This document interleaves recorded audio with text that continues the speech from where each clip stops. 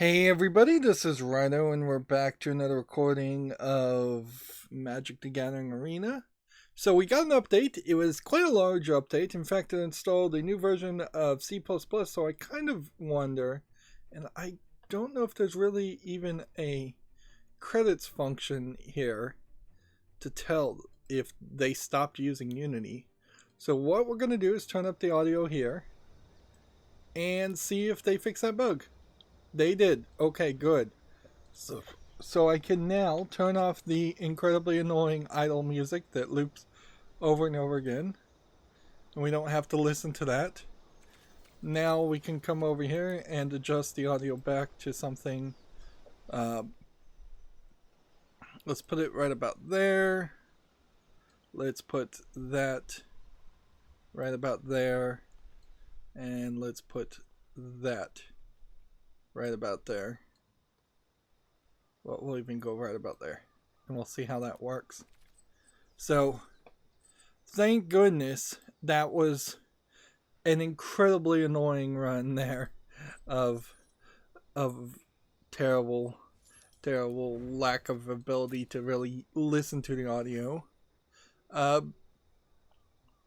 Reroll this. Let's go to the store and look at the daily deals.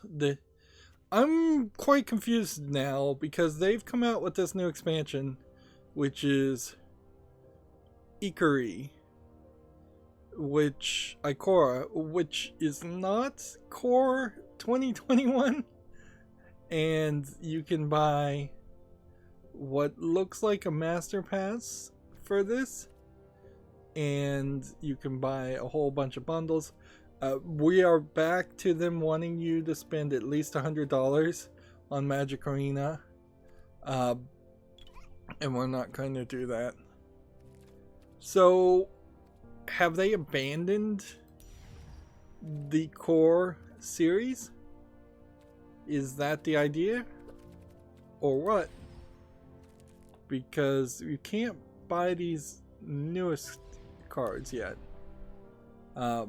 And let's just run through the thing here. Maybe I misunderstood this. There's Galaxian, then Rivals of Galaxian, then Dominaria, then Core 2019. Then there was Ravnica Allegiance, War of the Spark, and then Core 2020. So I guess maybe I was off, because we have Throne of Eldraine here, Theros, and I guess we're going to get Akora, then we're going to get Core 2021, which, alright. But there is also some weirdness there that this is a tie-in with Godzilla, and I think one of the Godzilla cards has a Japanese word that's close to Corona. Let's see if we can look here.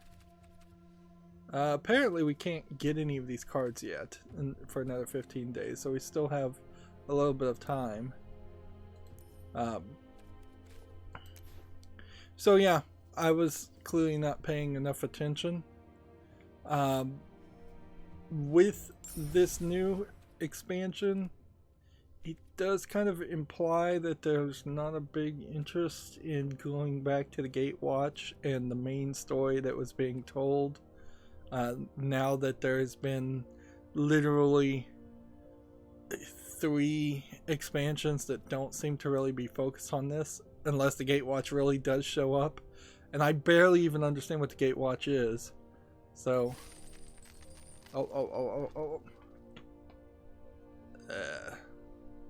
did not mean to click that. Let's see. How do we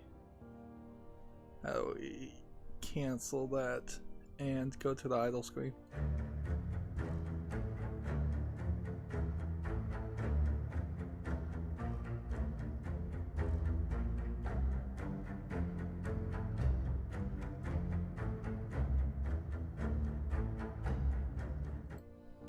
Sorry about that. Alright, so you can't even click on it to get more details. Okay, well, that is weird. That is weird. Yeah.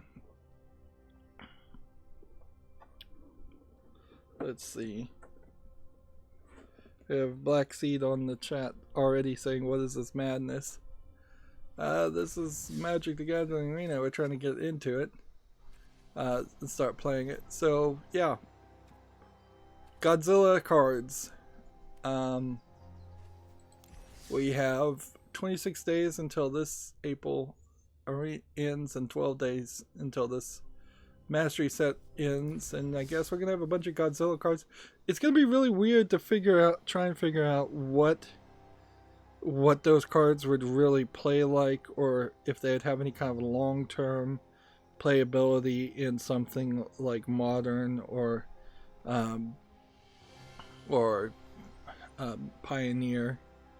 I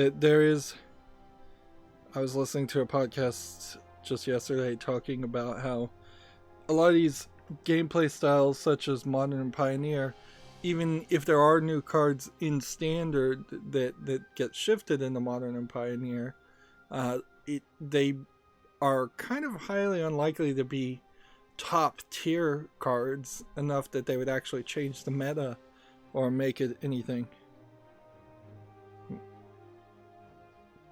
Let's see. Black Seed asks, did you watch the MTG stream yesterday? They gave away a bunch of info about the new cards and mechanics. Nope, I definitely didn't. If that does bring us to the accountability section of this video, I basically did nothing yesterday. I've been lying in bed because I hurt my back, and that's all I literally did. But on a bigger point, I would not want to spend more time on Magic and watch somebody else play Magic and stream and talk about Magic. I'd rather be able to just be a more laid back Magic player who can just jump into that audio's too loud, who can just jump into the game and let's just go ahead and turn everything down a little bit. I would want to be just kind of a lazy fan that could jump into Arena and get the general idea of what the cards do right now. When I was covering Hearthstone, you were able to, before the expansions come out, for some small amount of time, go over here and do something like this, and you then would be able to see the cards from the newest expansion and read them there. I would make long videos looking at every single card, trying to figure it out, and that was heavily informative and helpful. The fact that that's not available in Magic Arena, at least at the moment, is a detriment, certainly, because that is really the only opportunity that I'm going to try and learn all the new cards, and Magic brings out so many new cards compared to even to a Hearthstone expansion that there's just so many cards that you really just fall off a cliff, and I lose attention span. Like, my attention span's getting shorter and shorter, frankly. So it gets really hard, and I guess maybe if you had been playing since Alpha, you might have some familiarity with cards and be able to generally figure things out. But even then, a new expansion almost always brings in at least one or two new concepts, one gameplay mechanics or key phrases that you would have to learn. They're doing this Friday Night Magic at home, and they said you can build with any card in Standard, whether it's in your collection or not, which in theory would mean that I could go and copy like a top tier meta deck if I wanted to, but it would be an incredibly wasteful amount of time. So it's easier for me just to take my best deck that I have right now and just play. You only need to win the wins. This is the second week in which they've done the Friday Night Magic digitally, and if your local game store is still in business, they might be able to give you a sleeve. The problem that I determined after the first Friday Night Magic was they really need a list of people in chat. Just put 20 people together, have them play each other, and bring up a shared chat. So, like, just automatically have 20 people added to your friends list, being allowed to chat, and then removed from the friends list after the fact. Or removed in make like a second category. Have friends and then have people you've met type thing. Because that's where I feel like, as somebody who hasn't really ever played Friday Night Magic, I feel like that's probably where you are going to try to have something digitally close to Friday Night Magic, is you're going to want to have that interaction, that atmosphere, the idea of some camaraderie, the idea of some people playing together. By the way, I just realized that there's like a Tuesday and Wednesday night drafts and maybe a Saturday, so there's like 4 or 5 different nights specifically implied to be playing a different type of Magic. So if you are really, really big into playing paper Magic, you could be at your local game store 4 to 5 days out of the week, it seems like. Which, that seems a little crazy. But, and frankly, it just sounds a little expensive. Let's see. Black Seed says, I've been playing since Alpha. This would be an opportunity to build something fun and what you want to try. But here's the problem with being allowed to play and build any card you want. I haven't been playing but for a month, and so while I did briefly play Ice Age, I don't remember any of those cards in Ice Age. And I certainly don't really know any cards before Throne of Eldraine, particularly. So, what they're saying here, particularly for Magic Arena, which is just the cards that go back to Galaxian, because that's when Magic Arena first started. They're saying here that I would have to have, at some point, for some reason, been motivated to go and look at old cards that I couldn't play in Standard, even though Magic Arena completely forces you to play Standard over everything else. They have literally no interest in you really playing any other mode, not Historic, not Pioneer, not Traditional. But at some point they would have assumed that I would have just gotten curious and looked at those potentially 500 plus cards and figured out which ones of those I really wanted to play. That's not realistically going to have happened for most players. They're going to be too busy trying to get those 15 daily wins that get you rewards. They're too busy just trying to build a current Standard playable deck with the current expansions. Let's find a place where you belong. And being able to play any Standard card in Magic Arena is totally different from being able to play any card that was Standard at one time, because that would have been pretty much any card deck. And I would say, it seems to me, I'm no expert here, but it does seem to me that there are definitely champion Magic the Gathering card players that seem to set the desire and taste and demand for cards way more than anybody else. So if there's a champion that plays, say, one card, let's just say Black Lotus, since that's the go-to reference, of course people are going to see that champion won with Black Lotus, and people are going to want Black Lotus.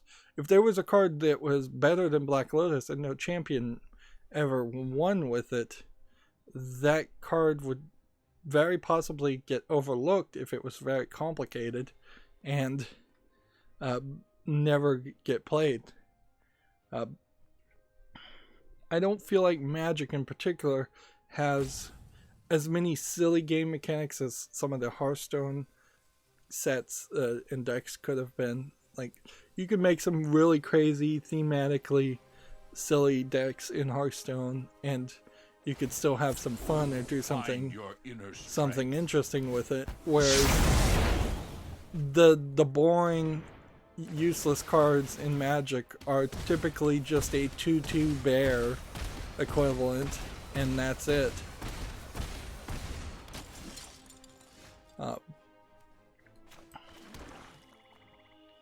Or like a creature with no effects.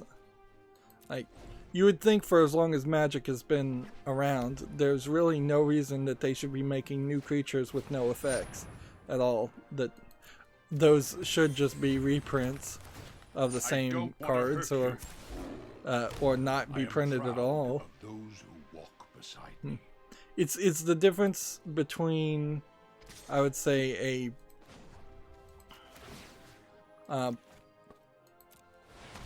a card game that sells expansions but you get all the cards, and a collectible card game.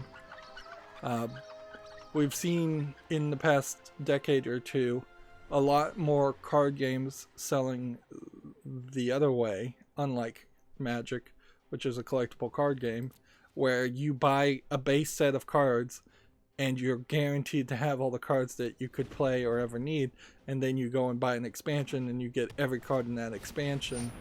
I would say Magic at this point should, when they're selling expansions, they should be selling like $200 to $300 boxes that give you every card in that expansion. And even $200 and $300 is still a lot of money to ask 4 times a year, but it's actually a way better scenario than blind pack openings, which could definitely cost you more. Let's see, let's go back to the chat. Let's see.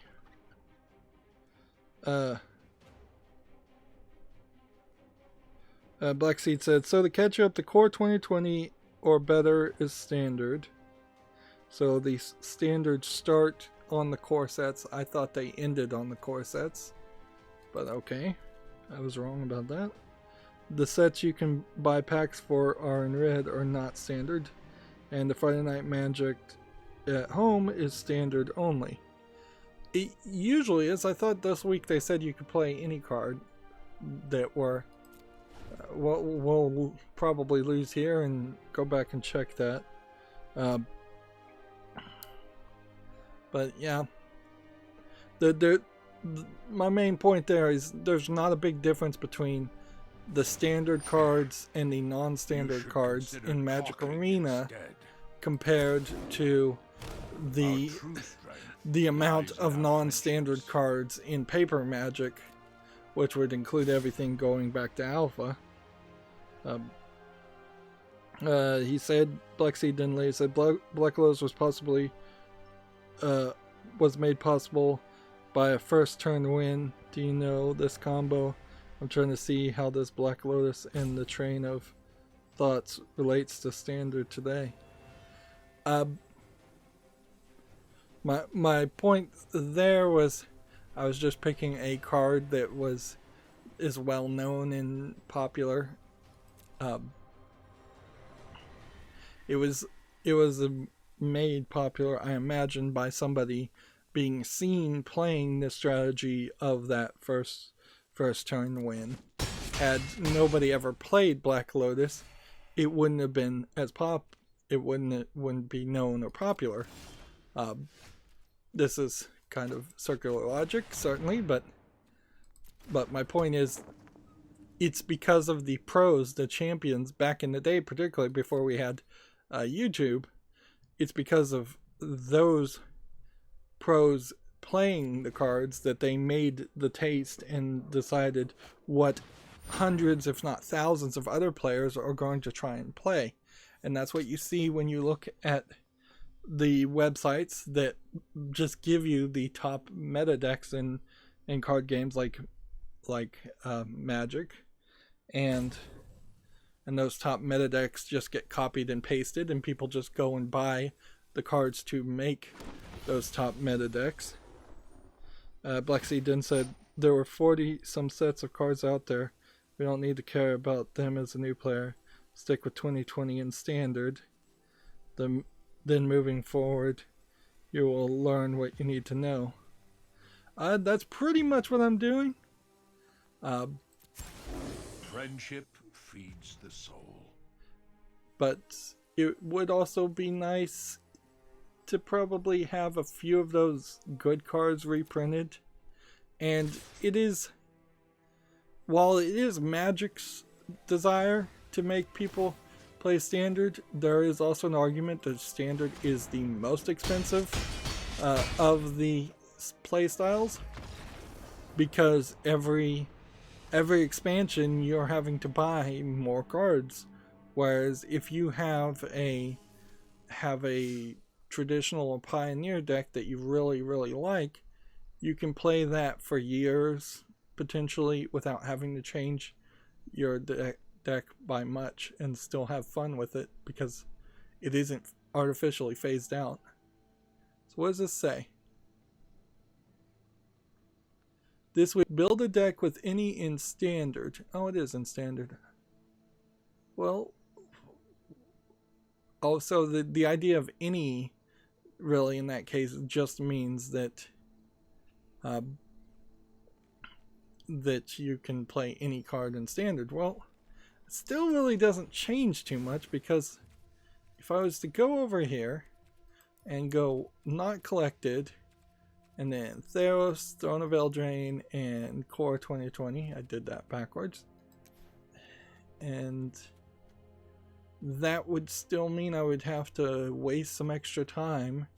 Remember, the goal also today is to get 15 daily wins and cover the video game news, which is also non-negotiable.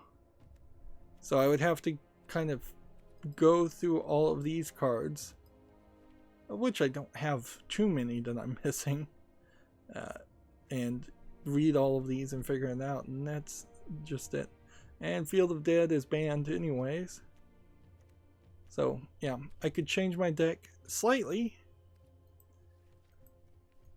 but I don't think it's really worth the effort, because I think a lot of this really just comes down to, do you get randomly put up against somebody who knows what they're doing and is going to have a good draw, or you're going to get put up against somebody who doesn't really know what they're doing and you're going to lose. Like, I had a bad draw last time. I should have mulliganed. Now I have a decent draw, and so there's a decent chance I'll win. And you kind of know it, at least for the decks I've been building, on the draw. Like, if you have to mulligan 2 or 3 times, you probably lost, and you might as well just concede. And I've seen Magic players certainly do that quite a lot.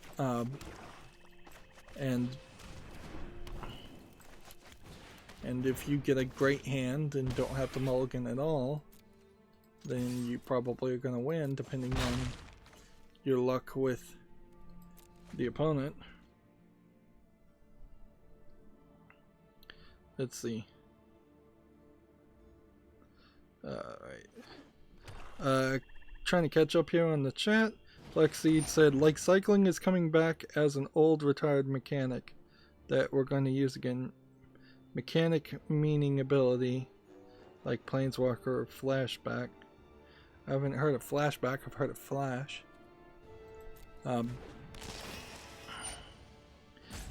Cards that you don't own, he says.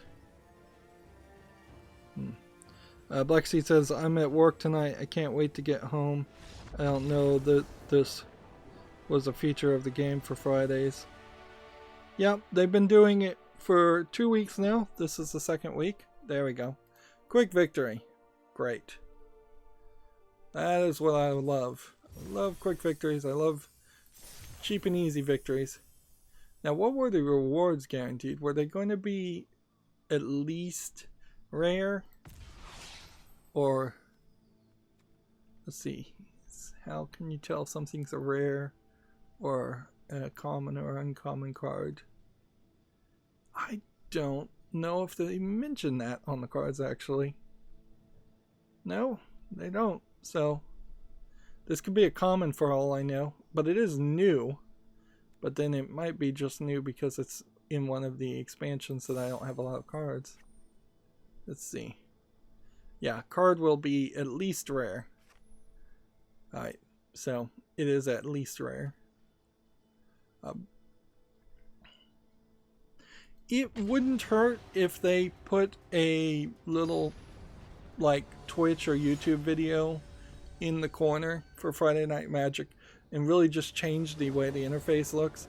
Something that would show other people playing, or you could get really fancy and have like the video playing in the background. You'd have to get artsy with that, certainly, to make it look right, but if instead of a play mat being shown here, you saw people in the background actually playing Magic via a live feed, that would be interesting. You got to really bend over backwards to try to make this, in my opinion, feel like Friday Night Magic. Otherwise, it really is just a event, just a standard event that, like any other event, and that's not what they're trying to replace there. It really is the difference between seeing Disney World on TV and being at Disney World. There's a mild difference there. And so the only thing I could really recommend for people is bring up Discord, which they could have easily done that without changing their program at all. They could have said, we're going to have a Friday Night Magic Discord, and we're going to set up one for every local area and local game shop, and have people on that Discord and chat and get together. I wouldn't be surprised if there aren't a decent number of people that already have Discords set up. But yeah. Now, if this was just a standard event and it had nothing to do with Friday Night Magic, and it was you could play any card in standard, that's nice, that's interesting, but how is that? That really should just be a practice game, really. Like, you should be able to make a practice deck at any point with any card from any expansion so that you can practice. And there certainly are other ways in which people have played that way, and it's the equivalent of playing with proxies for cards you don't have.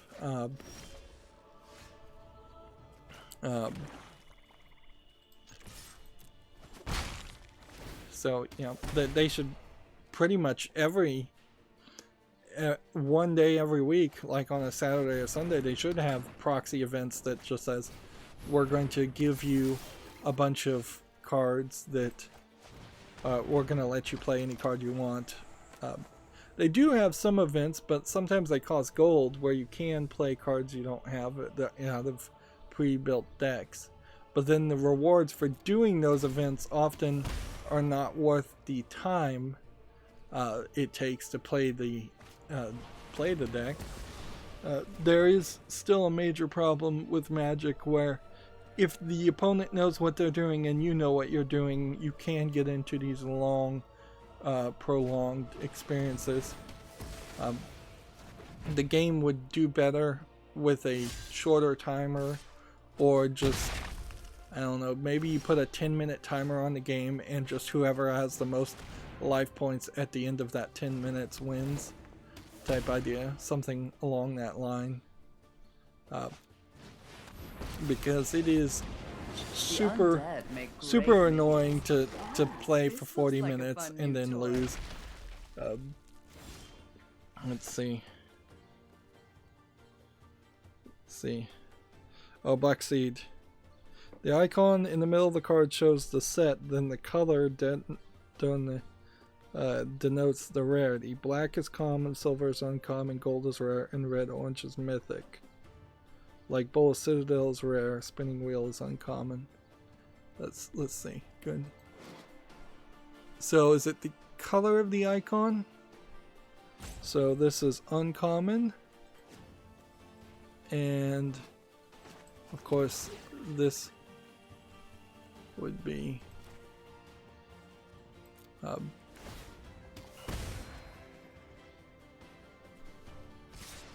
so yeah, black is common, so this is a common card. Okay, thanks. Yeah, I wish the game had told me that in the tutorial mode. That would have been really easy to put like one of those YouTube thumbnail red X's around it and tell me that that was it. Go to the deck builder, he says.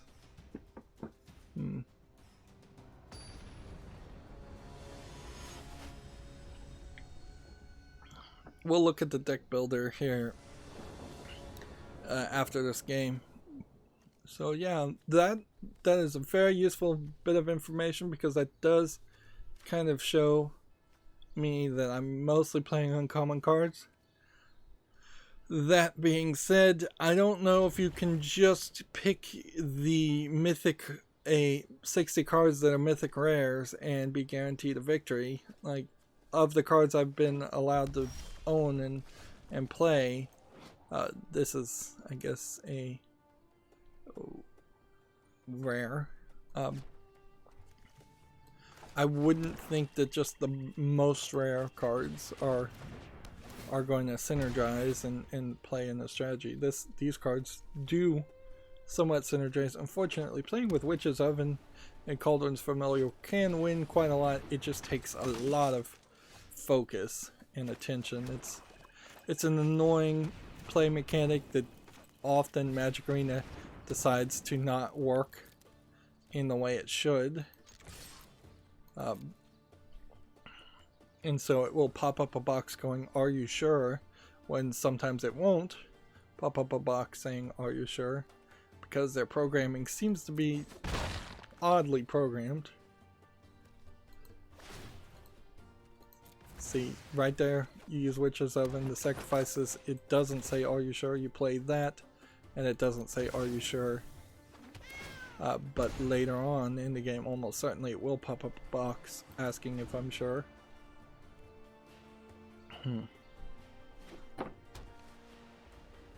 So, alright, now we've covered the things. Blackseed says, sort the cards, it will say, and where it says common, uncommon, rare, mythic, it shows the cards I'm referring to. Yeah, I think I figured that out. Let's start covering the video game news, since, yeah, I don't have anything else to talk about. Steam has a Xbox Game Studio sale on, which includes a decent number of companies that they've bought or invested in. So it's not just Halo or Ages of Empire, but also Sea of Thieves is coming to Steam, and Double Fine games like Psychonauts 2 is coming, or We Happy Few was, I guess, funded somewhat by them, or the Grim Fandango Double Fine remaster. So there's some small collection there of games of interest, and there's not a lot of games that came out, or a lot of things to talk about certainly this week, and I imagine as we keep on going, we won't be seeing a lot of announcements or anything, and I don't feel like there's a lot of newsworthy reasons to harp on articles like the whole Randy Pitchford / Gearbox not paying the bonuses that they were promising. Story was a story we talked about on Wednesday, so while it would feel like emotionally good to be rude about that and mention it again, there's not any new news there, so it's not it's not professional just to bring something up over and over again. And that's what you see the mainstream video game media do all the time. It's just like, hey, let's bring up this story again and again. And particularly in Randy Pitchford's case, you can just go down the long path of negative stories and negative press that has been said about him that I assume are all true, but you can go all the way back to alien colonial marines and such if you want, and it's just beating a dead horse at that point. So I won't be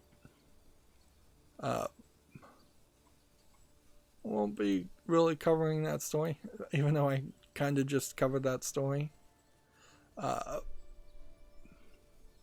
There's Rogue Legacy 2 has been announced, and we'll probably have an article on that. I am a little surprised because that felt like a game that wasn't likely to... we'll sacrifice this, that way we have a flying creature to block with.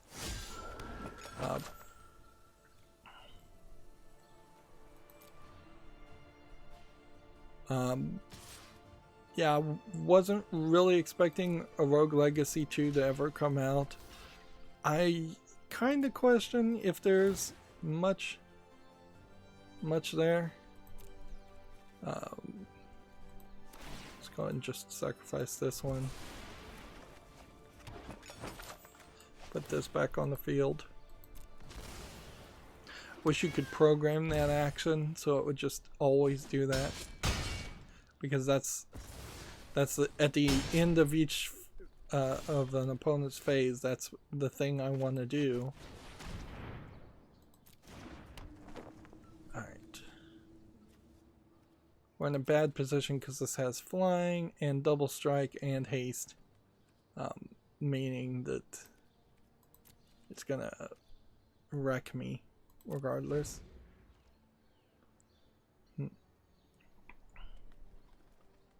Yeah, so it is questionable in my mind if people are going to really want to go back and play Rogue Legacy 2 as much as they played Rogue Legacy 1. But they certainly did put enough of a break there.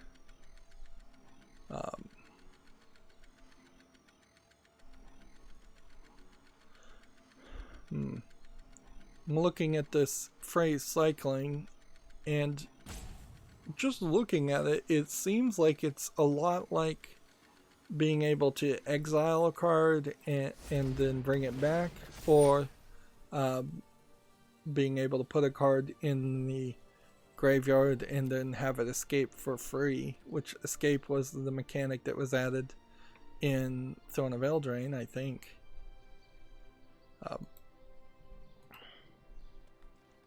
So, yeah.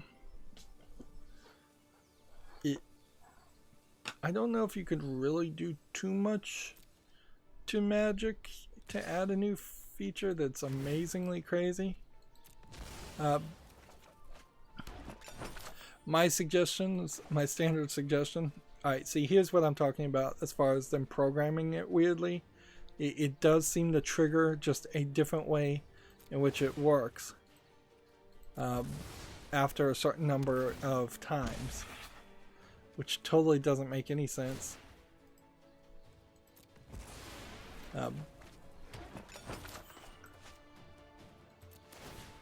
It doesn't really even matter that I'm doing this, because if he has double strike, he's gonna do enough to kill me anyways. Alright. Alright, let's go to the deck builder. Edit deck. And then sort, you say. How does one sort?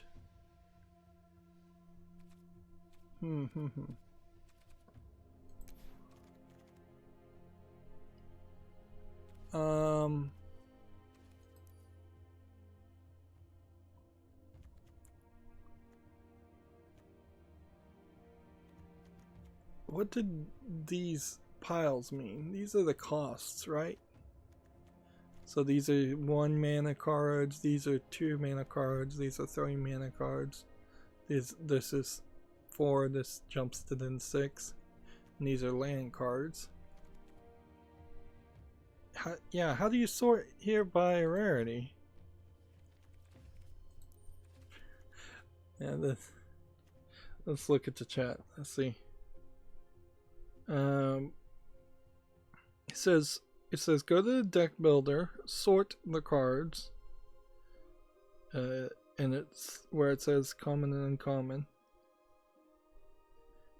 Did you just mean up here, where it says common, uncommon, rare, and mythic rare? Yeah. But if I sort the cards here, that doesn't really sort the deck. If I click this, it doesn't say rares versus mythic rares. See, they don't even really seem to care about that at all. There's no adjust options, no. Learn more. Change the deck layout. I mean, I guess you can just sort your cards this way if you wanted. And drag them around. But clearly they have a default sort. Let's see if that actually does anything. If we come back and edit this deck now. Nah, it just set it right back to the way it was. So yeah, I don't see a way to actually sort in this by rarity. But I can see now that I recognize that colors are different, with the exception of murder. I'm playing uncommon cards mostly, with Taste of Death and Bullet Citadel being rare cards, and no mythic wild cards at all. If I was to look mythic rare in black that we've collected, we've got some planeswalkers and things, but I'd have to really figure out which of these cards I'd actually want to play with my strategy. Which my strategy is playing Bullet Citadel and a bunch of cheap cards anyways, so that probably wouldn't work too well. Not that this is particularly working too well. I would love to be able to just jump into a game and have a 80-90% chance of winning. Unfortunately, anytime you're playing a collectible card game, that's not how they're designed. They're designed so that you win 50% of the time, or maybe slightly above that, and that's it. Because they want the other player to have a chance of winning also. And while it might be nice if I could go drop down to the lowest tier and just smurf and beat on a bunch of new players in Magic Arena, that isn't very kind to the new players, and that doesn't help the community and the player base in any way. And so the ranking system does work, at least to that extent. Black Seed says, cycling, pay the cost, card goes into the graveyard, and you draw a card. So it doesn't come back into the hand? Oh, okay. There's been plenty of cards in the past that say discard a card, then draw a card. Cycling seems to be a lesser form of that, because you can't choose what card you're going to discard. You have to discard the card that actually says cycling on it. But if you are trying to make a blue mill deck and have either you or your opponent run out of cards, there might be something to that idea.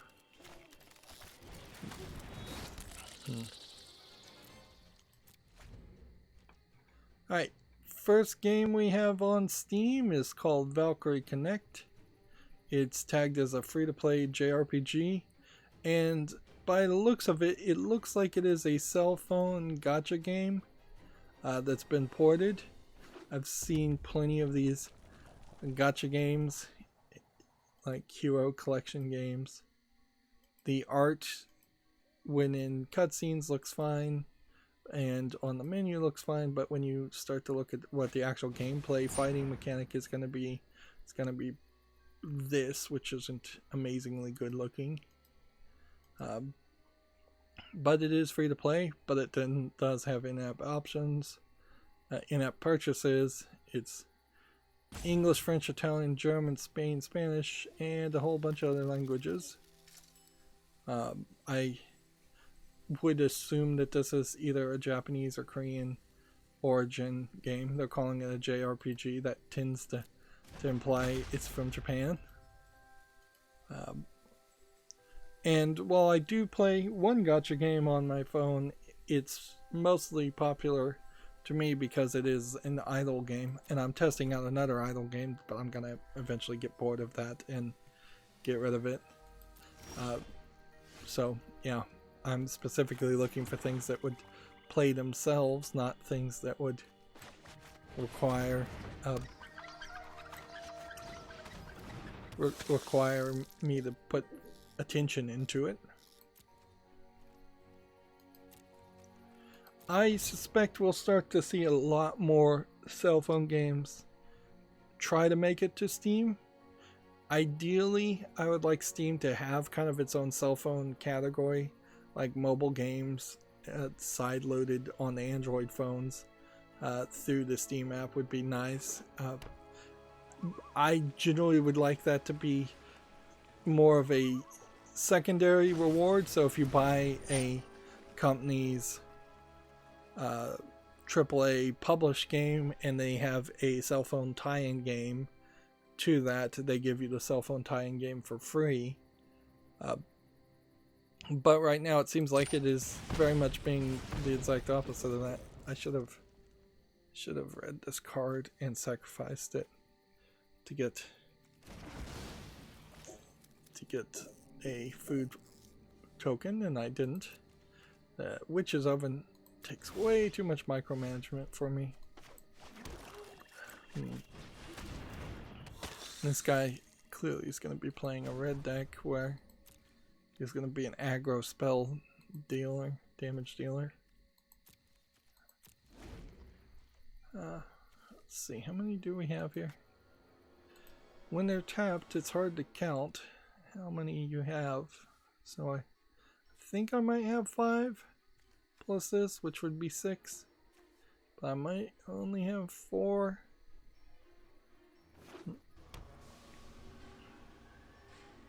So yeah, can't do anything here. We'll just have to go ahead and end the turn. I have 1, 2, 3, 4, 5.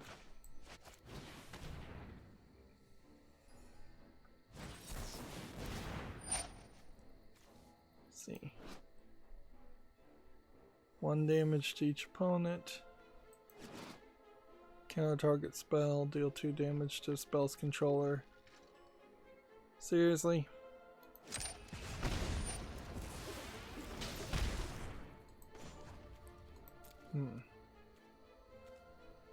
Alright, well, then we'll just do this.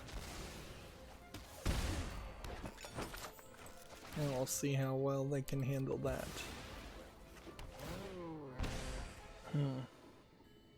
See, Black Seed said a while ago, correct the card that says cycling, but there are added abilities that can go with it, like pay cycling. When you cycle, target creature gets X or deals X damage, or there are secondaries.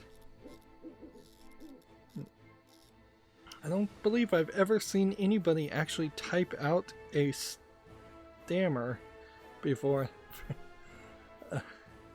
That's interesting.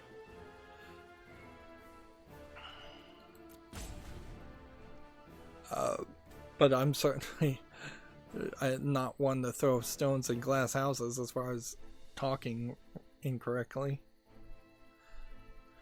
Yep. Next we have a game that came out called Feed the Horse Bear, which looks probably like a low effort kind of like party game. Looks kind of like a kind of Unity attempt at something. There is something to this that needs to be applauded, at least. I have not seen anybody make a dual control game where they're carrying food to a horse slash bear. This is 99 cents. Is it one player? Yeah, so you're controlling both characters. If that was like a little Mario Party game, that would be perfectly fine. It would just need better graphics, which of course you would get in Mario Party. But as a separate experience, it certainly is nowhere close to quality enough to be reasonable or a realistic offering. Even at that low price.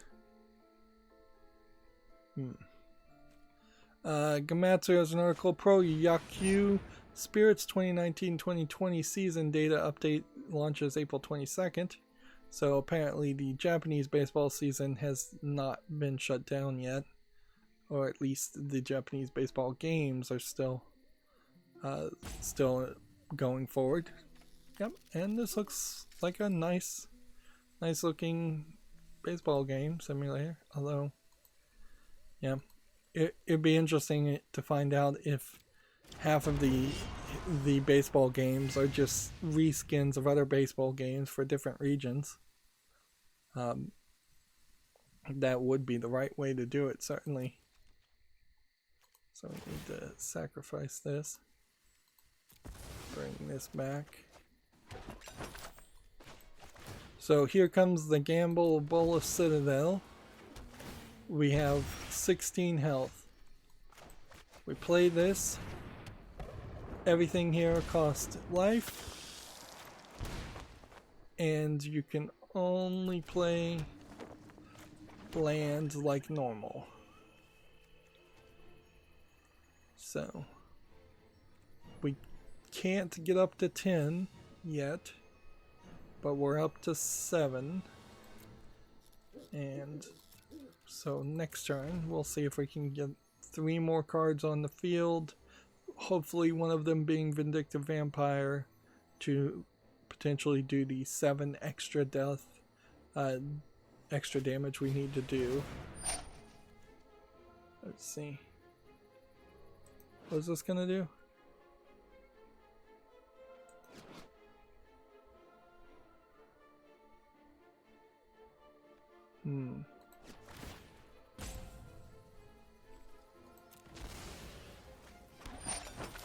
Sacrifice that creature, in exchange get a food token, which can be sacrificed later.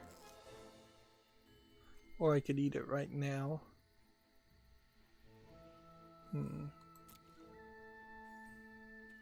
Or I could use this to block that. Okay. 7. 3. This much.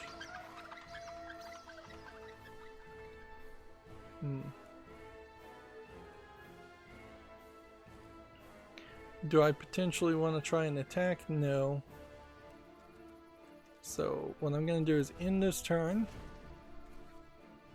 And then we'll see if we can tap this guy. Probably not. We probably don't have enough. Yeah, we just have barely enough to tap this guy. But do I really want to do that? Not really. Let's instead activate this ability to gain health, which will buff this guy.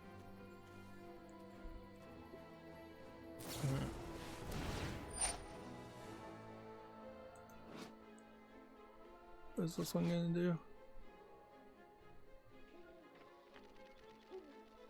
Alright, well, I'm gonna go ahead, since that does 2 damage, and play this once.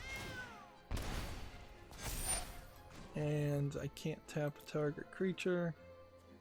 because I don't know why I can't actually. This should be able to add a mana, but apparently I need 5. I thought that said 3, but that is actually 5, isn't it? Right.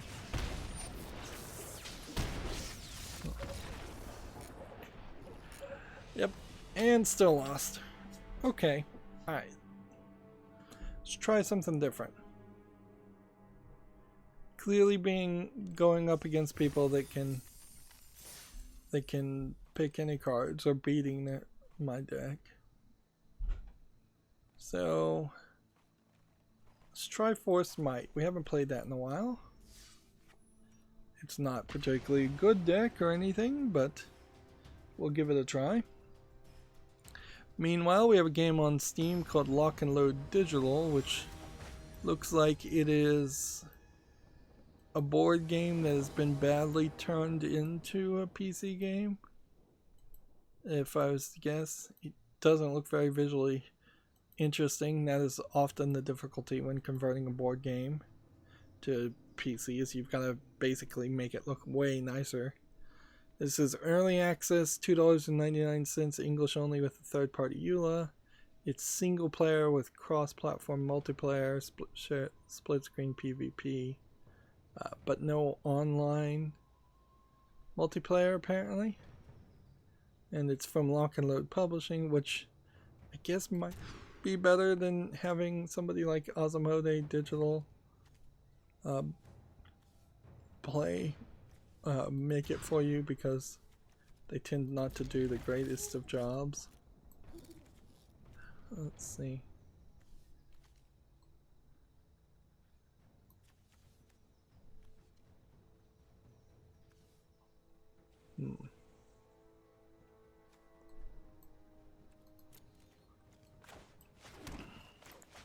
So let's go ahead and play that.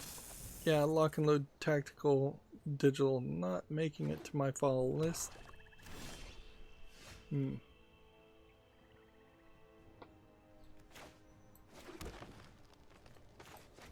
Let's create a food token. And attack. OpenCritic has an article here. The Last of Us 2 has been delayed until further notice.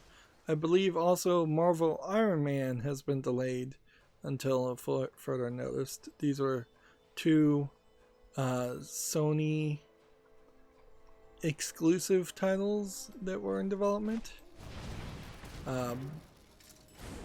And you'll just have to figure out yourself how much of that you want to attribute to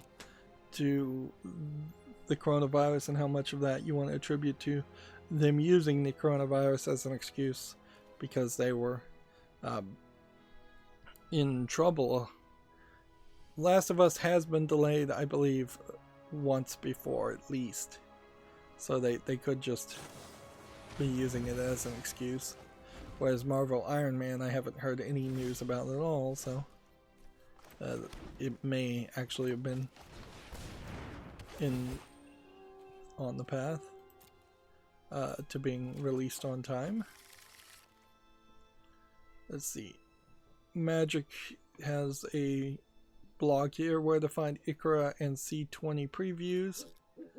These are probably a list of a whole bunch of Twitch streamers.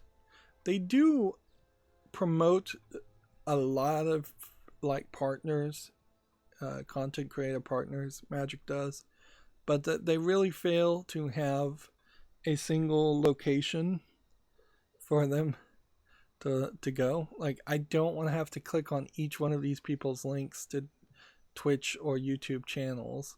Why not have everybody be on Twitch and then host on Twitch, since that's something you could do, and it's not very difficult to have people put out their content on YouTube, and then you have just a single Magic the Gathering Arena YouTube channel that would put out announcement posts to say, hey, go here, click on the link in the description to check out this video that's coming. Just some kind of central hub. Alright, so we got another new card. And that's as much as I want to do as far as Friday Night Magic at home. Like, it still just does not really feel different nor particularly rewarding, even though it did give me 2 cards. And I got a 3rd card some other way. I think I got that from just doing the mastery set, which we're gonna probably make it up to rank 100 in the next 12 days, and maybe even 110. Now I need to play white and green cards. The historic popper contest, on the other hand, would give you cards for 500 gold, and I believe I did this once already. And potentially here, compared to the Friday Night Magic, while there was no entry fee, there's also not an opportunity in Friday Night Magic to make more gold than what you put in, although you would have to get 4 wins, and my performance is nowhere close to that. And then there's this Arena Cube Sealed, which an Arena Cube Sealed, I believe this might be the first time they've ever done this, and it must have been something that they were thinking about doing, because they have a bunch of card art here to show it off. So these are going to just be special arena packs. Is it possible that this is worth it? Well, the good news is I might as well give this a try, because getting 600 gems with 5 wins before you get 3 losses is probably the best offer they're going to do. And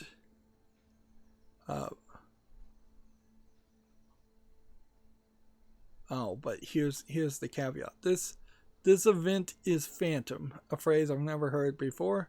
Cards in your sealed pool are not added to your collection.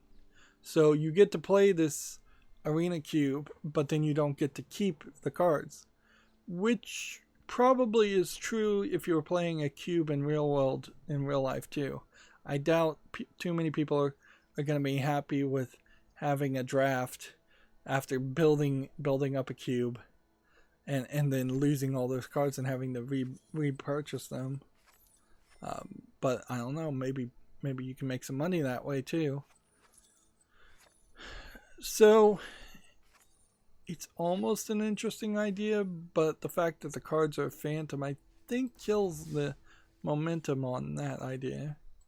And then if we were to look at some of the other gameplay modes that they don't promote, I don't think that there's anything else here really worth mentioning or anything new, but I do want to check these every now and then just to make sure they haven't snuck in the new mode.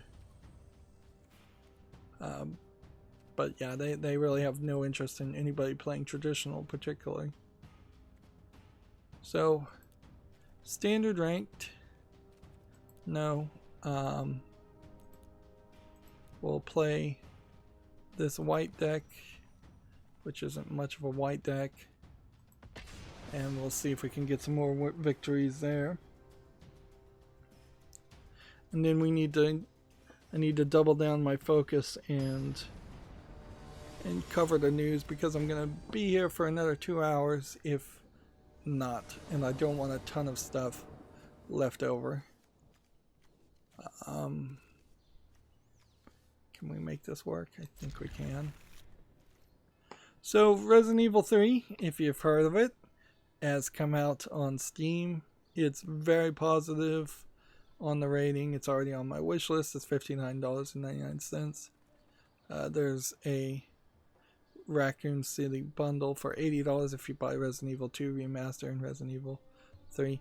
They're not even trying to bundle you to buy some of the worser Resident Evil games. There's a whole bunch of languages supported. Third-party de novo is installed and third-party EULA is installed if that matters to you. And they are pushing the Resident Evil Resistance element too, and it seems like I don't think anybody is liking Resident Evil Resistance. And yes, there are rumors, and I think that's pretty much all they could ever really be until there's an actual announcement that they're working on a Resident Evil 4 remake. There was a fan project to remake Resident Evil 4. But even at that, I imagine if they were going to use this new level of graphics and this new engine, Resident Evil 4 would be a very, very different game from what it already is.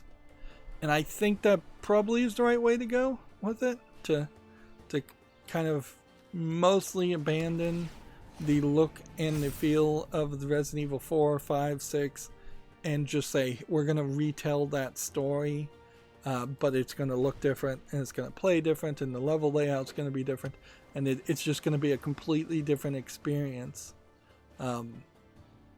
Whereas Resident Evil 2 and Resident Evil 3, I think, stayed somewhat truer to what the experience originally was. I think you should probably throw that out for the newer games, and that's pretty much all Capcom can do, other than just also make Resident Evil 8, which would be the other thing, is have that content be made and ready to go, and make sure Resident Evil 8 is really good. The danger here is that we're going to get these nice remasters of Resident Evil 2 and 3, and then Resident Evil 8 becomes one of the off games like Resident Evil 6 or like 5, and then we may have like 2 series of just off games that aren't that interesting.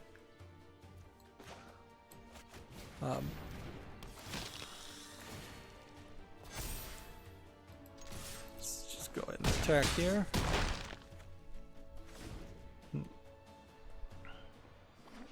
But yeah, I'd love to play Resident Evil 2. I'd love to play Resident Evil 1 Remastered. Really, like, personally, I haven't ever been able to get Resident Evil 4 to run as smoothly as I would like it to run, so that I could cover it on my PC. I think there's Windows 10 micro stuttering issues still there. At least it seems to happen and then sometimes not happen. So I have covered 5 and 6, and so I'm perfectly suited to either cover 7, which would be fairly cheap, or cover The Evil Within 2, which I own and was gifted to me quite graciously by a fan, and I have not gotten around to playing it.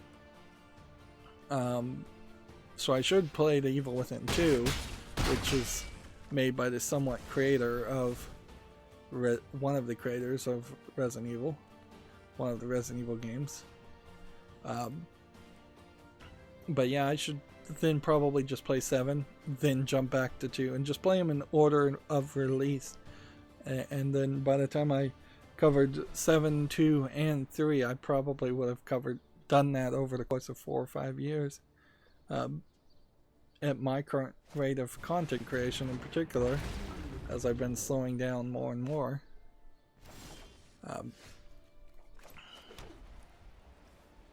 Let's see.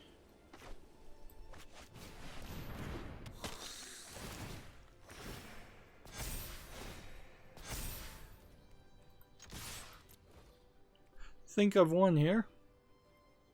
And since you always need those 15 daily wins, taking a victory is always the right move.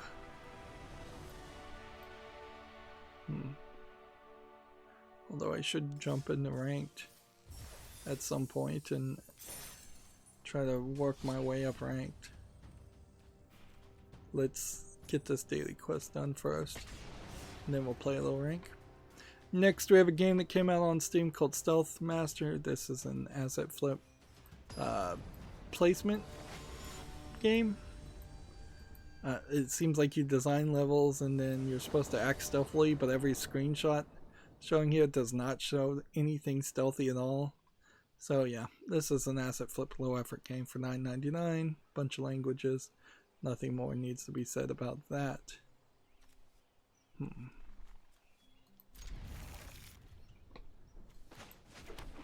see.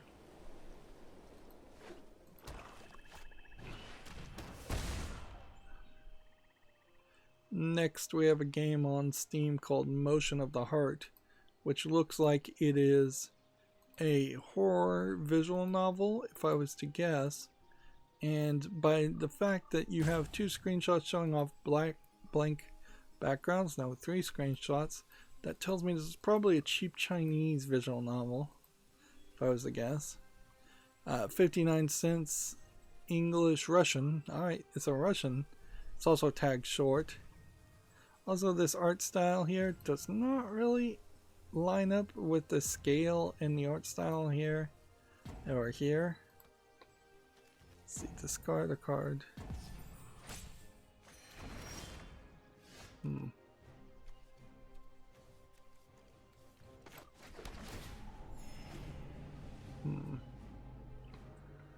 So yeah, Motion of the Heart has nothing impressive in it at all. And that's pretty much all the games that are going to come out for quite a while, I think. Alright. Get this on the field before he forces me to discard another card. Because that is going to drive me crazy. He's playing a hand destruction deck. Next we have a game on Steam called The Curse of Ziggurat, or Zig-Oris. Looks like a platformer adventure game. Is it interesting enough that I want to play it? There's some effort put in here to kind of make it look good, but then there's a lot of darkness in the backgrounds, which leads to just kind of a dull, uninteresting color palette scene to scene. This is $5.09, English full audio. I don't think there's something here, because this kind of feels like a Metroidvania if you were going to try and make a Metroidvania that was way worse than the current offerings for Metroidvania clones. So yeah, that doesn't quite make it to up in quality. Komatsu has an article, Mega Dimension Neptunia 7 for the Switch is coming to the West this summer. Switch version is currently available in Japan.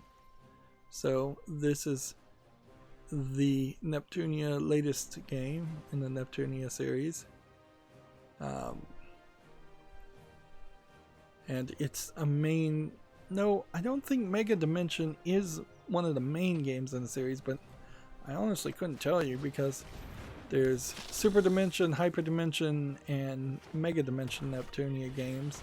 And then there are some definitely side stories like VVV Tunia, and there's far too many Neptunia games for their own good.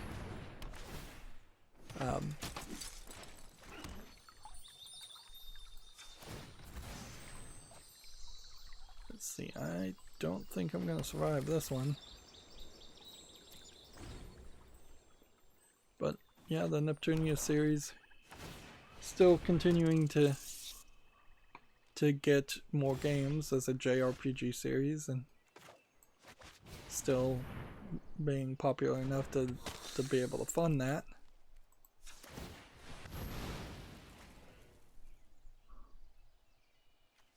Alright, Scry. We don't need 2 of those.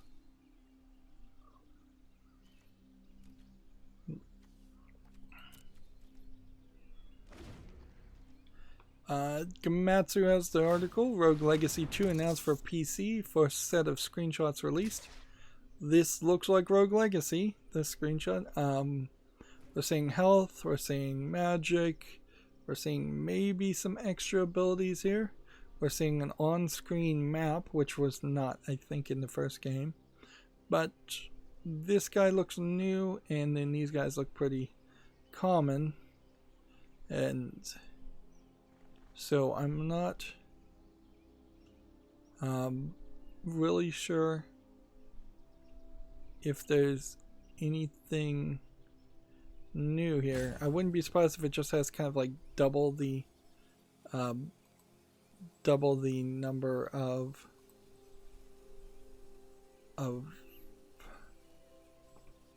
yeah, let's come back over here. I wouldn't be surprised if it has like double the number of character classes and some new enemies and some new bosses. Definitely would need new bosses. Yeah,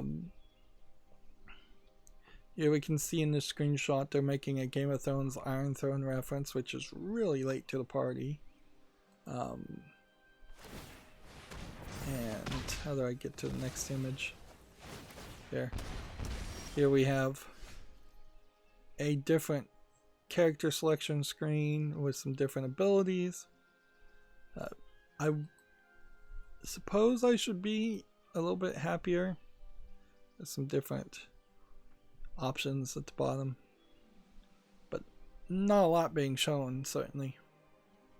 It probably is smarter that they waited and made a full sequel to the game, even if it really is just going to be a slight mod to the original game, instead of what we've seen a lot of indie developers do, which is just constantly add more and more content.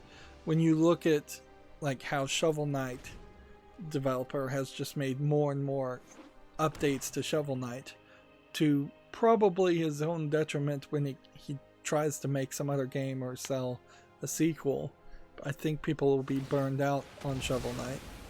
I think the same is probably true for things like Dead Cells. The Binding of Isaac 2 certainly as a series got a lot of updates, and a lot of those updates could have been more effective had they been sold. Some of the updates were sold, and a lot of the updates were sold as DLC to the base game, which makes a weird buying path if you try to own all of the Binding of Isaac games on Steam. But yeah, a lot of those updates certainly were free also.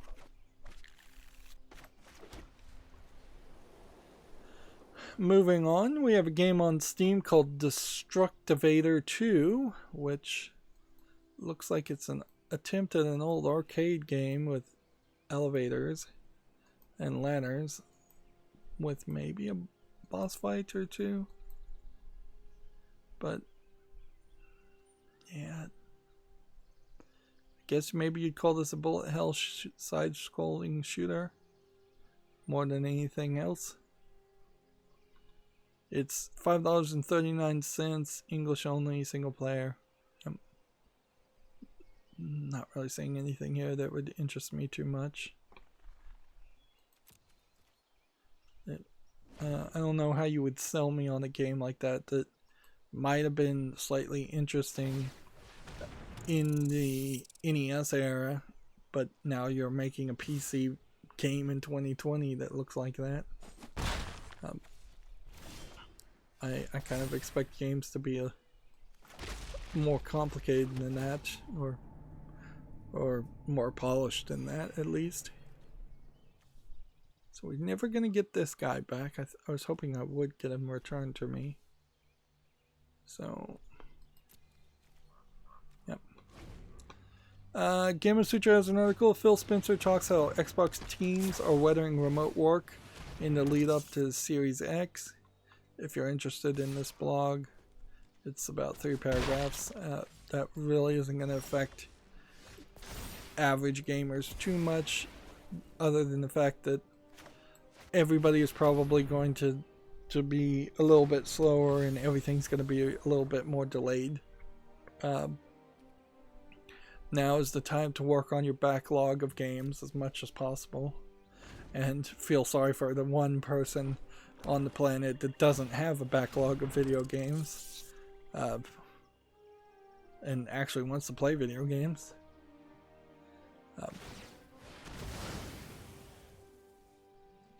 Wouldn't be surprised with all the self-isolating if there's a major increase in interest in just playing retro games, old ROMs.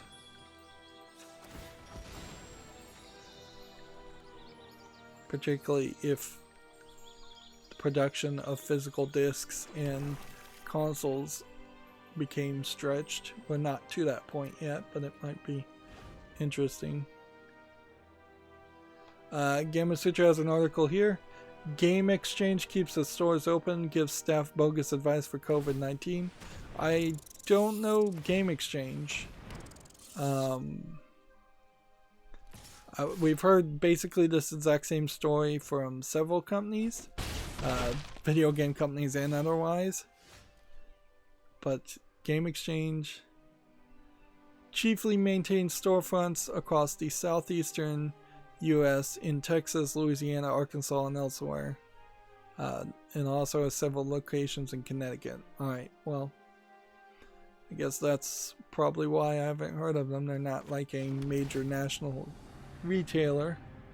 But you can almost certainly assume that the same bits of information are getting said over and over again. It would be really hard, although I've had some crappy jobs where I was ready to walk off, and I'd pretty much be ready to walk off the floor and leave and quit on almost any instance. Like I am way past the point where I'm gonna put up with any BS at any job. But it would certainly be hard for most people to just say, you know what, I'm not coming in. I'm sick, or I'm afraid of, I'm self-isolating. That's probably the best way to phrase it. It's like, I'm self-isolating, I'm not coming in, fire me if you want, and hopefully trick them into firing you.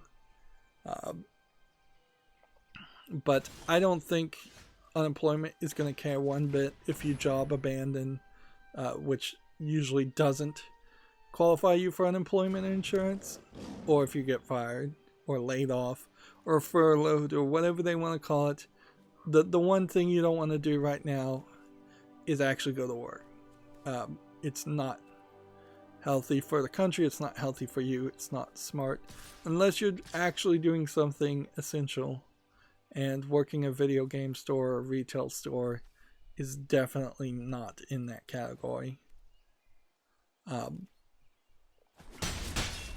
And I'm sure bosses and people that run businesses who have been running, most businesses have been run badly, are now suffering because they don't have the insurance that they needed to ensure that they could not make income for a while. But yeah, those businesses, and frankly a lot of retail businesses, do deserve to die. It sucks on a larger scale that places like Amazon.com might just be completely taking over all retail, and there is never going to be any small business ever again. We've been saying that since like Walmart started to be a thing. But my suggestion is they should just probably nationalize Amazon.com and just have the government run it. Give it that governmental monopoly, since it already is going to have a de facto monopoly anyways. And then all resources can be shipped through one distributor and one retail storefront.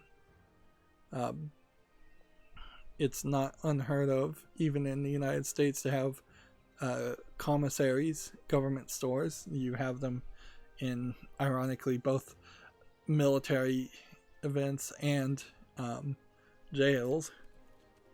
So yeah, that's probably where it's gonna have to go.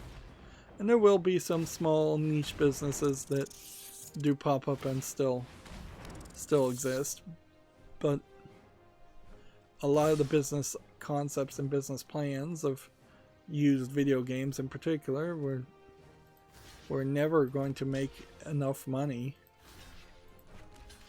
and anybody who thought about it for half a second would probably figure that out.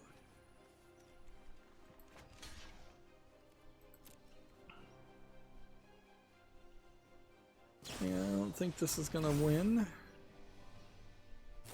Next we have a game on Steam called Proxy, which looks interesting. It's tagged sexual content. I don't know what that is about. It has 2 characters you're playing as, which is kind of night and day. You have Trent, who's a ranged fighter, and then Alicia, who's a melee fighter. And Alicia, in comparison by height, looks like she's potentially 16 if I'm generous, and by height I'd say he's in his 20s or 30s. And then it looks like it's a third-person perspective fighting game with 3 energy bars that have a little bit of polish to them. It's a weird-looking game, definitely. Looks like it's a shooting game. Is there a real game in it, or is this just a lot of pop flash? It feels almost like it's trying to be something like a Borderlands type beat 'em up, which that idea is intriguing, where you have more melee and more shooting, and in a Borderlands not on crazy Pandora like places. Well, this game is free. Is this a student project?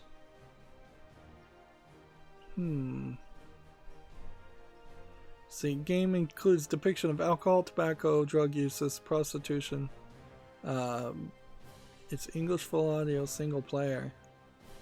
I think I gotta put this on the follow list. This looks very weird, and I've never heard of Last Call Games. I've never heard of VR Ventures LLC, but this is not a VR game. I feel like this probably is only 5 minutes long, though. It probably is just a tech demo. There's not really enough characters. It seems like it's score based. While I'm looking at the description, so they probably were thinking of having like 3 to 5 characters instead, and having a score based experience. But yeah, that is one of those rare games that we almost never see, where it looks visually good, but then the actual content is lacking. Usually when people make low effort games, they know it's a low effort game from the beginning, that they're not going to put the funding into it and try. Rarely do we see somebody who's actually trying to make a good game make it look good and then realize they can't put enough content, enough levels, enough enemies, enough characters, enough story, and yet they still put it out for free, because usually people either just abandon it completely at that point, or try to sell it, yeah, there's really a pretty wide valley between low effort games and games that are bad but finished, for lack of a better description. We've seen a few of them, certainly, though. Moving on, we have a game on Steam called Dread Tides, which looks to me like it's a hex placement tabletop game simulator. And looks a little too polygonal, a little too asset flippy. It's early access, $14.39, English full audio. I don't see anything here that would interest me. I suppose I should mention I was playing Monument Valley 2, because they are giving out a decent number of mobile games for free on Android, and I finished that, and I found it frankly uninteresting. I don't remember Monument Valley 1 at all. I know I played it, but I don't think that its MC Escher platforming was particularly interesting, and the sequel doesn't really change too much. It just kind of moves it forward in a generational way by having the character you're playing as in the first game be the mother of the character that you play as half the time in the second game, and then you play as the character from the first game the other half of the time. But there's kind of nothing there. It really is just too simplistic a game with not really any puzzles or challenges. The most difficult thing in Monument Valley 2 is finding the secret final achievement, which is just clicking on lizards in the last level, which I don't know why you would click on lizards in the last level. I guess that may have been the only instance of any kind of life in the entire game.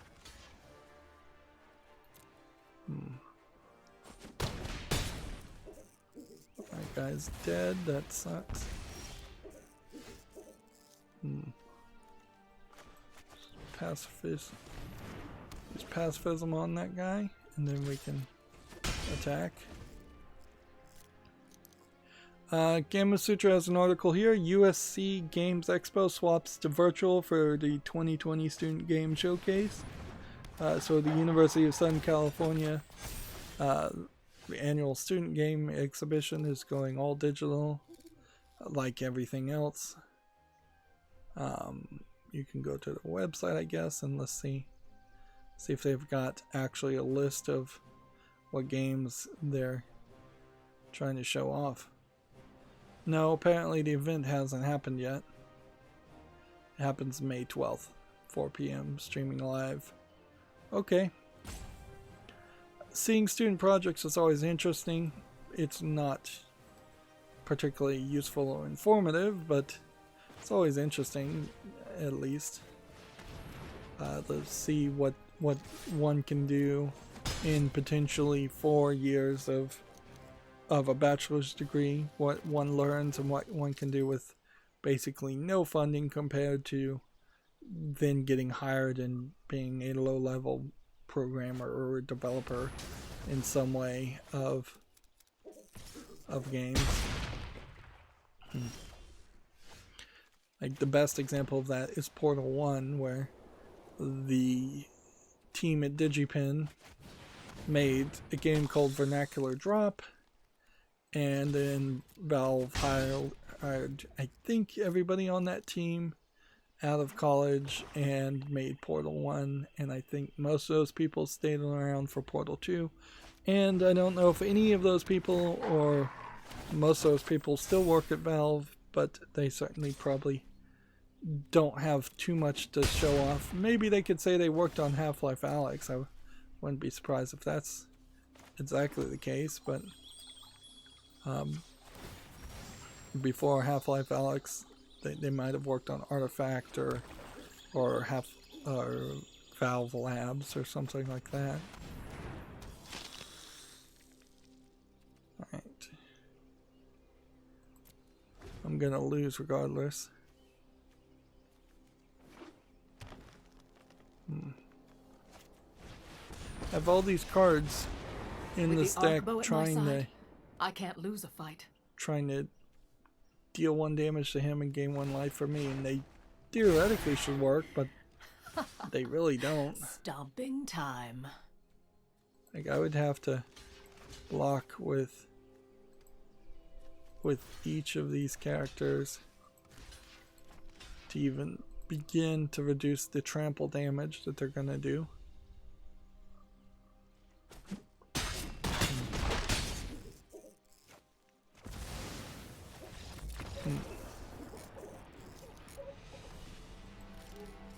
Have we gotten the daily quest done? There we go. So no longer do I need to play that deck. Let's play some ranked, and my current trajectory does not imply that I will win, but I should try it anyways. Gamma Sutra has an article here. Activision scores a First Amendment victory in the Humvee trademark lawsuit. From what I understand, this might be precedent-setting case law, where they said that there's a historical and artistic value in Activision being allowed to depict a Humvee without having to pay a license to the developers of the Humvee, since that is the car that actually is being used by the military. Let's see. Here's the exact quote.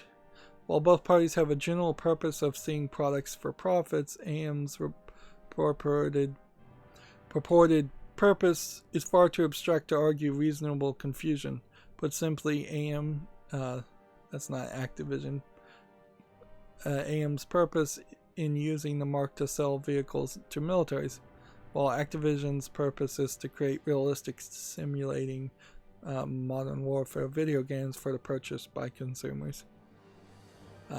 So yeah, that's a different quote from the one I had heard, but what this potentially means is that we will see more companies willing to go to bat about having realistic cars in their racing games. Like if you're making a Formula 1 racing game now, you probably don't feel the need to go and then have to license out every single brand of car in a Formula racing game. Although Formula 1 is probably a bad example there. It would be more of a off-road street racing game that you would then feel fair to depict several different kinds of cars and models. Or the other issue that has come up many times is that gun manufacturers will demand licenses for depicting their guns in games, which those extra little bits of licenses run up the price of video games, and video games are not getting cheaper. They are getting more expensive. So yeah. And movies and TV in particular have been particularly bad about kowtowing to these licensing and branding. So you will have undoubtedly seen a lot of people using Apple products like MacBooks and things like that in TV and movies. That's because the Apple is literally paying the people or giving the props to those companies. And so if somebody wanted to depict a more realistic experience, you would see half Apple products, half like Google products, half MacBooks versus some of the other manufacturers of laptops. You'd see a lot more variety, and the art actually would be more realistic and interesting then, because it is kind of suspension of disbelief breaking when you see 20 people in an office all using $2,000+ MacBooks.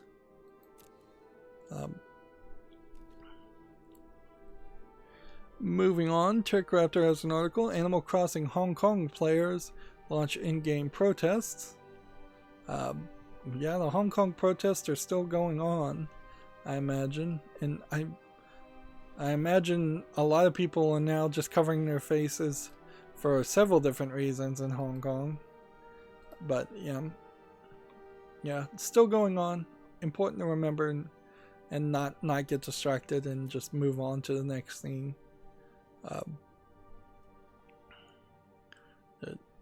All kinds of bad things and other bits of news are happening.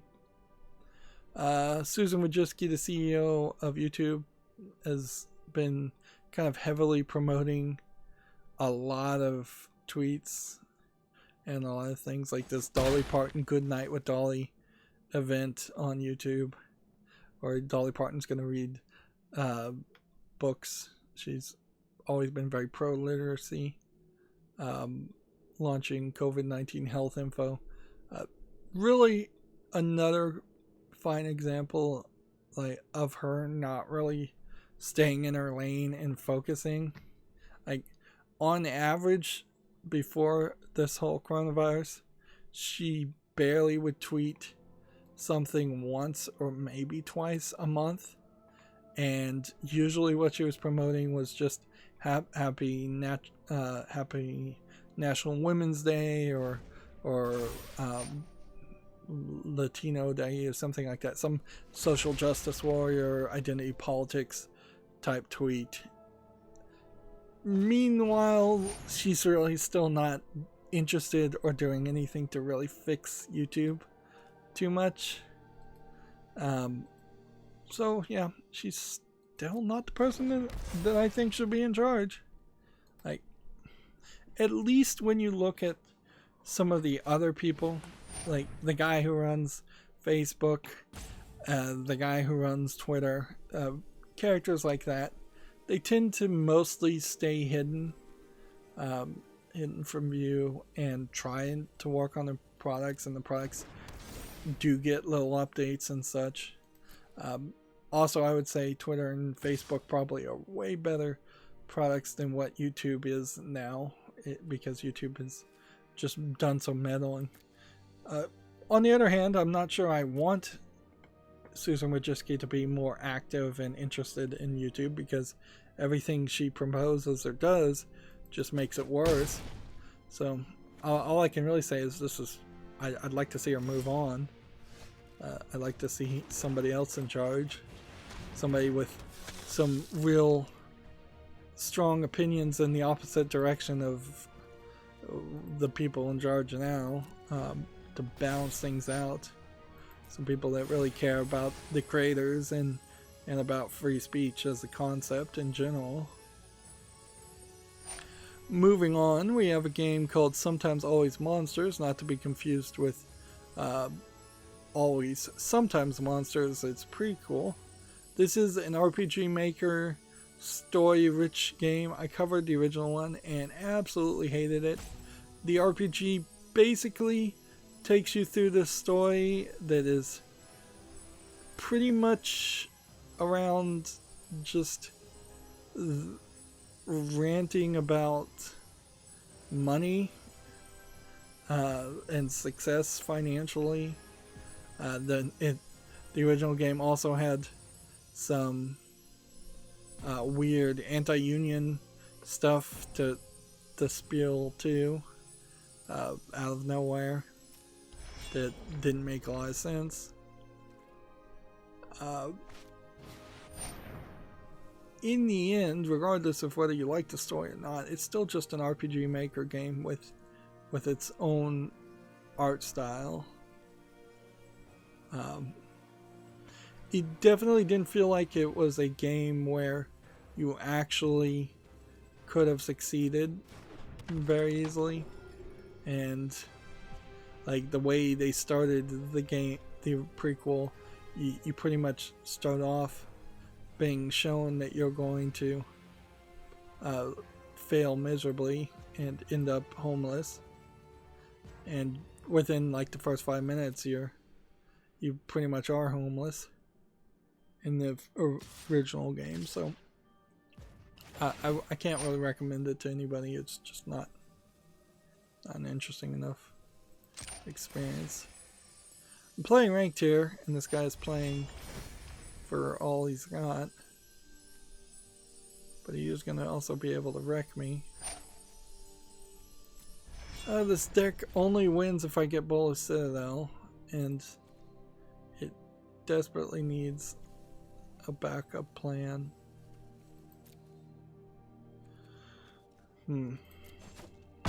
Because that just did like 13 damage, and so even if I got Bola Citadel, wouldn't matter. It's probably got one too many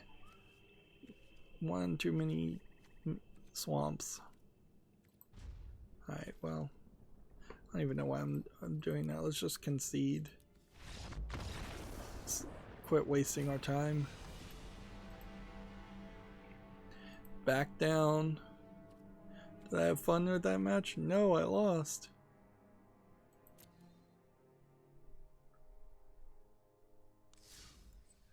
Yeah, if I was really seriously responding to those prompts, I probably would say negative every time, because honestly, a lot of times Magic is just not fun. You run into this problem of having to deal with your mana generation, your swamps, or your lands, which Hearthstone fixed that really nicely to the point where you don't have to deal with that. You run into a problem where there's a lot of hand destruction that happens in Magic compared to Hearthstone, and that can pretty much devastate an attempt to play your strategy.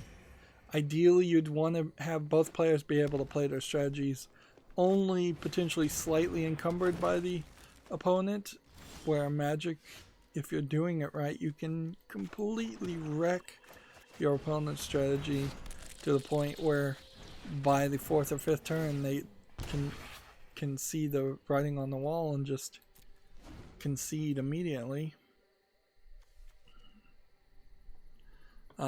Moving on, TechRaptor has an article here, Dig Up Them Bones and Dinosaur Fossil Hunter, coming later in 2020.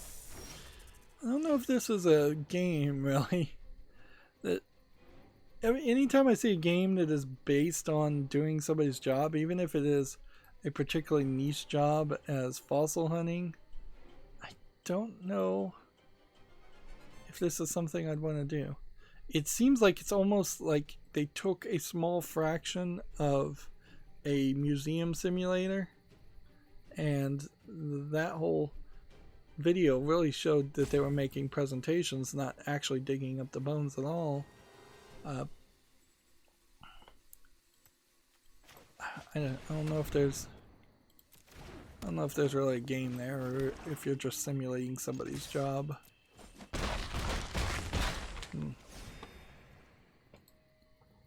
Let's see.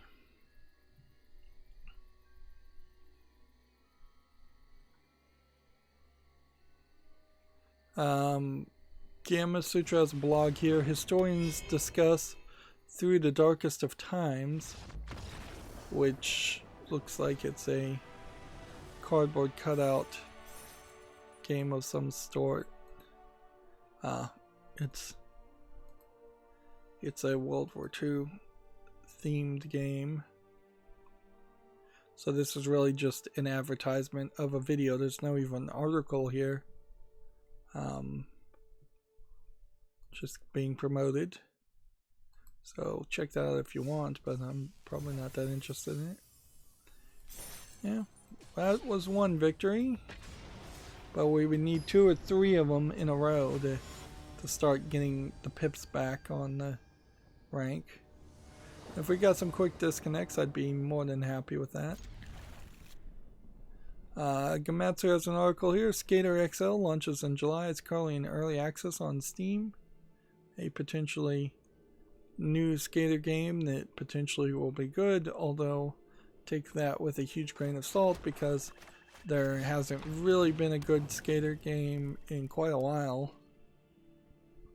Gamatsu has the same article here. Last of Us Part 2 and Marvel's Iron Man VR delayed until further notice. I had not heard anything about Iron Man VR. Let's see, put this.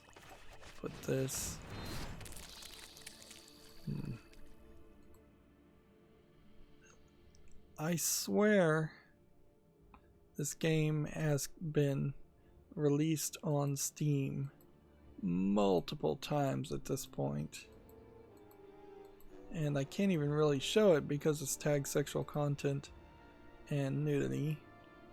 So we'll just try and do this real quick. So this game, Prison Princess, which is marked as positive, tag sexual content and nudity is now available on sale. Maybe it had just been listed and then relisted and early accessed. It's $15.99, which is very high. Pure full Japanese audio, English only. I'm gonna put it on the fall list just to see, but it is also an adult game, so that's probably not making it to the wish list. And even if I did make it on the wish list, I probably wouldn't be able to cover it on my YouTube channel or any service that I'm aware of. Prison Princess is 2 anime girls in an adventure escape the room experience, and they run around solving simplistic adventure escape the room puzzles, and half the cutscenes show them in a lewd angle, showing their underwear and things like that. It's questionable how much gets shown, but the screenshots are particularly lewd, so I wouldn't be surprised if you get a couple of images of actual full nudity.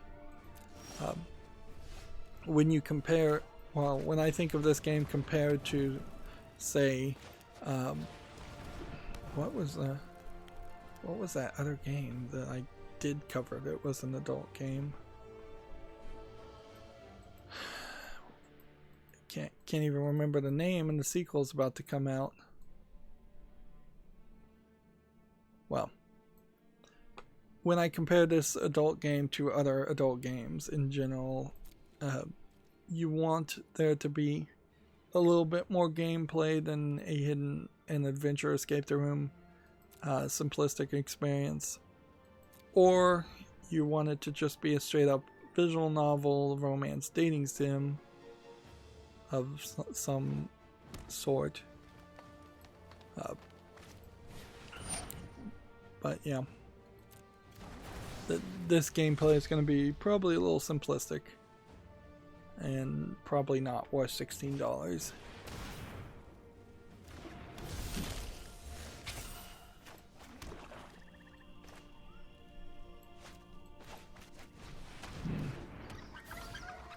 Moving on, we have TechRaptor saying Magic the Gathering Godzilla debut highlights new Ikora content.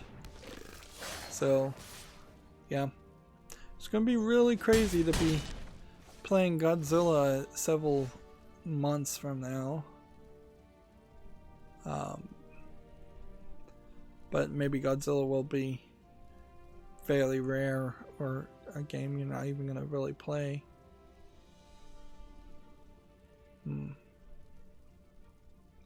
If Magic the Gathering is going to start going down the path of saying all science fiction exists in the Magic the Gathering universe, you're going to be in a weird position then also. If we started to see Mario, Pokemon, Ninja Turtles, things like that, something closer to like the Lego Dimensions game where it was just anything and everything that they could license was in the same universe, Magic would be really set on a different path compared to what they're doing now, which is mostly trying to tell a story that is sort of based in the Dungeons and Dragons realm. And even with this Godzilla creature being added, it does start to make the story feel less believable and less credible and less interesting, because it sounds like something a 2-year-old would have thought up, that Godzilla would just appear out of nowhere in a game.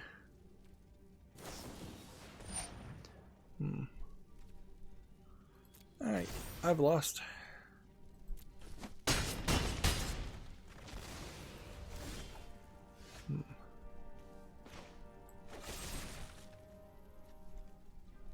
Right.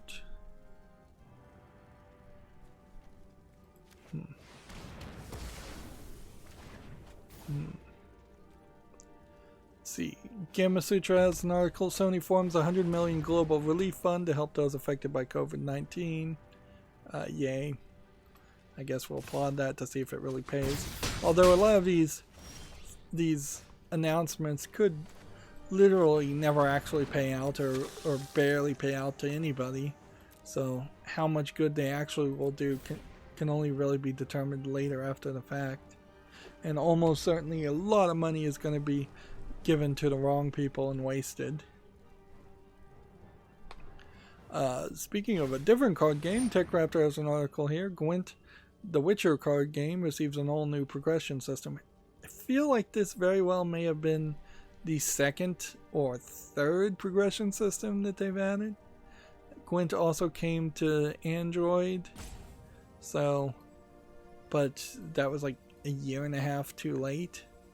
I don't feel like there's anything that would sell people on playing Gwent right now. Like the problem is Gwent was on like iOS for a year extra, and it was on PC I think for several months before it was on iOS, and just now it's coming to Android, and so you just have these separated player bases for a collectible card game when you needed to get as many people playing Gwent as possible with the release of Witcher 3. Honestly, they should have been releasing the Gwent card game a year before The Witcher 3 came out. The only idea I think they could possibly do is take the general concepts that they learned from Gwent, put slightly different cards, art style on it to make it Cyberpunk 2077, and a slightly different gameplay style. So just change it up a little bit and make Gwent be your experiment game that then gets replaced with some kind of Cyberpunk 2077 card game, and try and relaunch it, have it on all the platforms again, have it come out a year before Cyberpunk 2077, which would be, frankly, you'd have to release it right now. And the game would need to play differently than Gwent, because it'd have to feel like they didn't just copy and paste Gwent, when really that would be exactly what I'm recommending they do, is just take every lesson they've learned from that and start over. And then it would have been a good idea, because the general concept that CD Projekt Red would have been able to make a collectible card game that competed would have been very unlikely anyways. So if they can make that actually work, that would be quite the success. And there's nothing wrong with Gwent, it's just the advertisement and availability of it ruined it, and the competition ruined it. And we might see the exact same thing happen with the Second Dinner Marvel card game that I plan on playing when it comes out instead of Magic. Like we might find that even though it's a Marvel game, and even though it's made by Ben Brode, the guy who was in charge of Hearthstone for quite a while, it may just be that there's too much competition, and there's really only enough room in the world for the occasional Yu-Gi-Oh game and a Magic game and Hearthstone, and that might be all the oxygen in the room as far as that fandom has. Okay. This, and then this, I guess, is what we have to do. And then this and this. Gamatsu has an article here. Pixel art survival horror game Signalis announced for PC. It's a Eurasian Cold War retro-tech sci-fi take on cosmic horror. Interesting description, to say the least. Do we have a bit of a trailer we can watch? I wouldn't really call this pixel art, and if anything, I would say this looks inspired by the black suits of the Gantz anime and manga. And it seems like it is kind of a horror game, wandering around a dark and creepy environment. Shooting a gun feels very Gantz-like.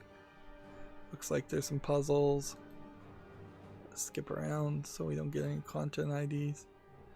Speaking of content IDs, Universal Music Group, which is owned by Warner Brothers, again going through their annual process of claiming content that they have already disputed and already won the disputes on. Like every year they just come back and claim it again. It's downright harassment at this point. Because they're hoping that you won't pay attention and that they can just get the money. And at this point, I'm not paying attention because I'm not in the YouTube Partner Program. I'm still trying to get up to 1,000 subscribers, which is a pretty much impossible task for my channel at least. I don't know about new channels. But yeah, there's kind of no point in even spending the time to dispute content IDs when I'm not going to get any ad revenue from it at all.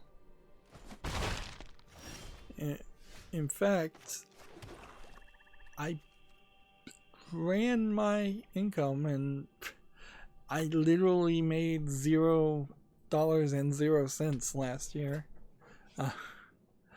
And thank goodness somebody else is paying all my bills and helping me out, but it is really ridiculous. And if anything, because I'm taking care of a disabled family member that's effectively in exchange helping me there, but I've also been so inactive physically that has allowed for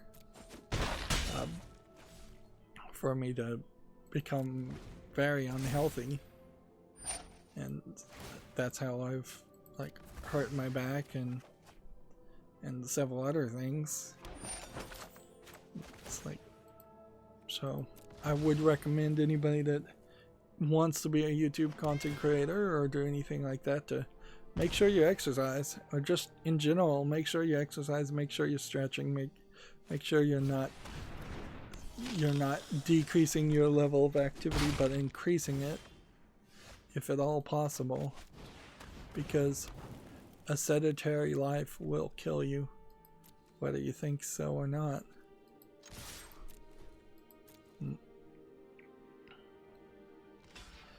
Moving on, TechRaptor has an article, 80 Days Developer Reveals Medieval Narrative Strategy titled Pendragon. Okay, this looks like this might be something. It might be like a mobile game. But we're starting to get some announcements for actual games. I guess E3 kind of, since it's not happening, we had to start seeing some of these announcements. Question will be how long before we start to go in different directions with announcements. Will they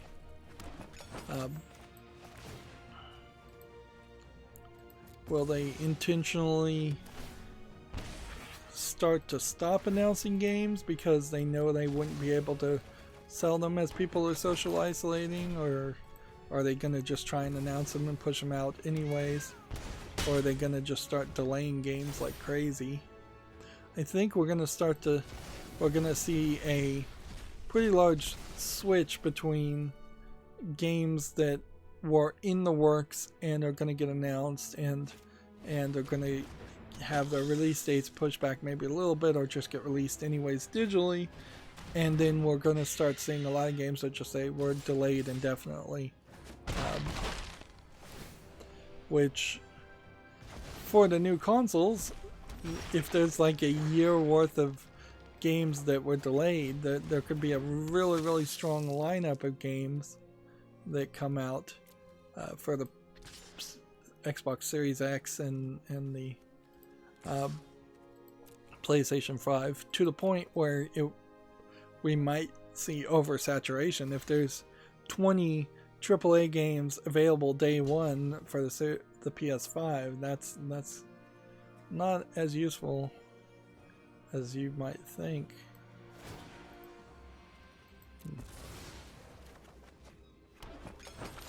Let's go ahead and do this.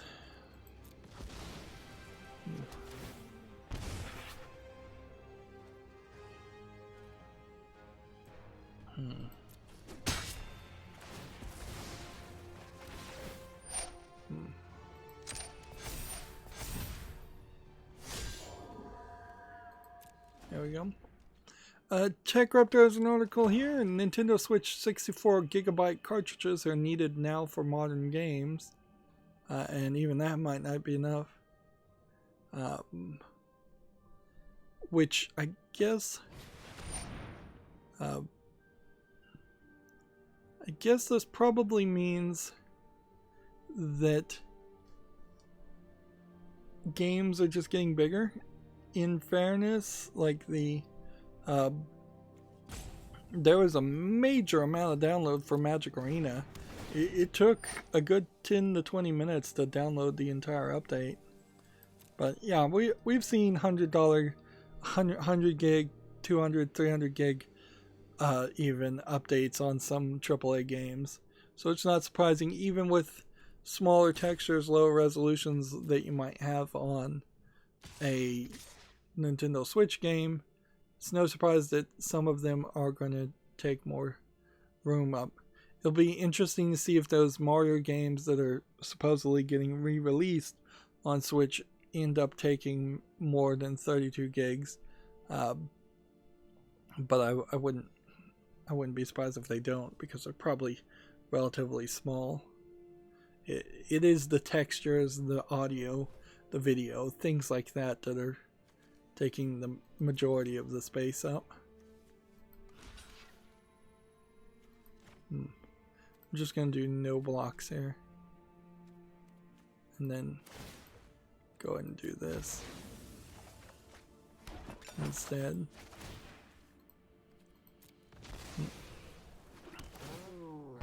So the article continues that publishers can select from 1 gigabyte, 2 gigabyte, 4 gigabyte, 8 gigabyte, 16 gigabytes, and 32 gigabytes.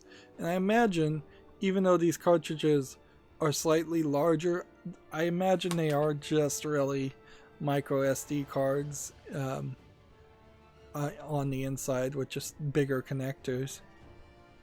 And I'm fairly certain that the Switch does have a micro SD port on the bottom or somewhere else for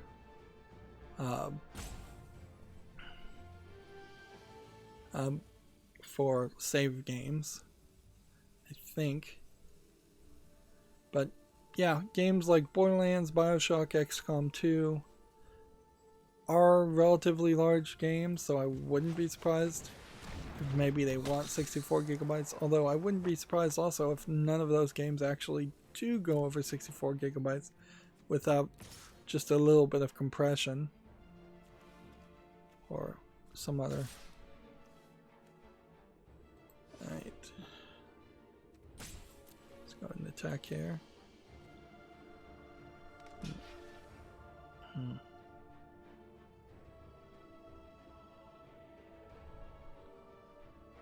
Let's see, here's a quote here. The physical game contains a 16 gigabyte cartridge, including the opening acts of BioShock Remastered, BioShock 2 Remastered, and BioShock Infinite the Complete Edition. Later game contents and add-ons will need to be downloaded, so DLC has to be downloaded. XCOM is an 8 gigabyte cartridge. I wouldn't be surprised if Nintendo charges a lot for those cartridges too. A download will be required for the rest of the total download side. The 8 gigabyte features 2 base game missions. A download is required for the rest of the total download size, which will not exceed 24 gigabytes. So it could have been 32 gigabytes anyways. A physical game of Borderlands Game of the Year Edition is 8 gigabytes with a 6.6 download required. For Borderlands 2 and Borderlands pre-sequel, a 35 gigabyte download is required. So only Borderlands actually goes over a 32 gigabyte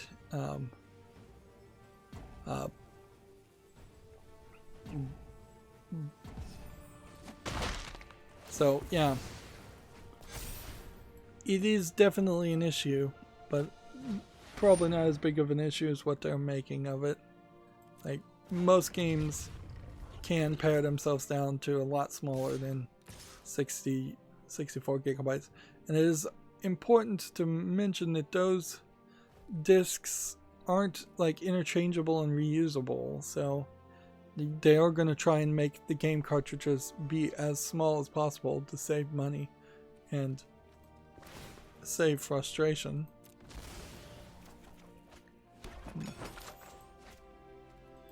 There you go. I've probably not been playing this right.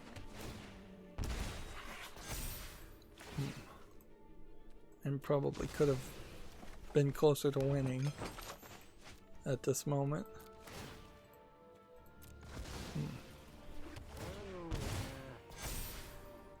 Alright. So we go ahead and block that.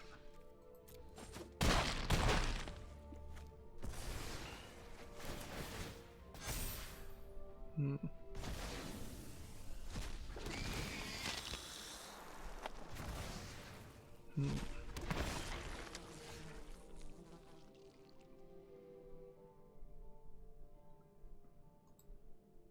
see, let's move on. We've got a lot to still do.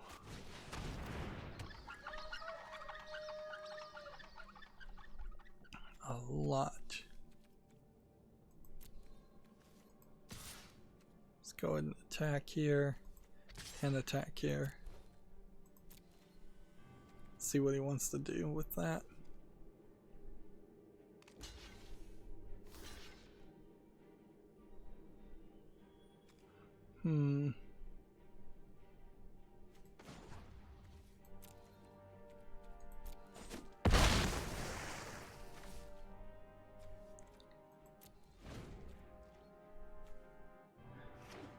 I left myself wide open, didn't I? That was dumb. DUMB. So all I can really do is this one move and then maybe block that.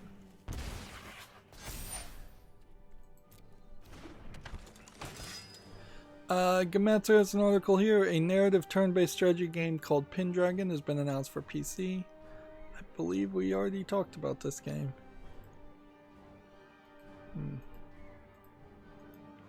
Yeah. I'm not 100% sure on this game, but we'll see. Let's try and cover all of the articles, because we may just have some games and I may just have to curate because we're going late. We are going late. Gamatsu has an article here. Survival adventure game Windbound announced for PS4, Xbox One, Switch, and PC. Looks like it's a boat crafting survival game, if I was to guess. It has a lot more visual polish than Minecraft, I'll give it that much. Although one has to kind of question, does that then limit the amount of things to do on this island? Or is there actually an adventure or story here? And am I wrong about thinking that it is a that it is some kind of Minecraft game? Let's see, what's it tagged as? Let's see, uncover the secrets within, explore as far as I can see, live off the land, build your own perfect sea craft. Explore, adapt, and navigate the land in the Paris seas to stay alive. It might be not a bad idea in comparison to, say, Raft, where Raft is just staying on the ship and is a little bit monotone in the actions that occur. Or any number of survival games where you're on an island and there really isn't anything to do on the island.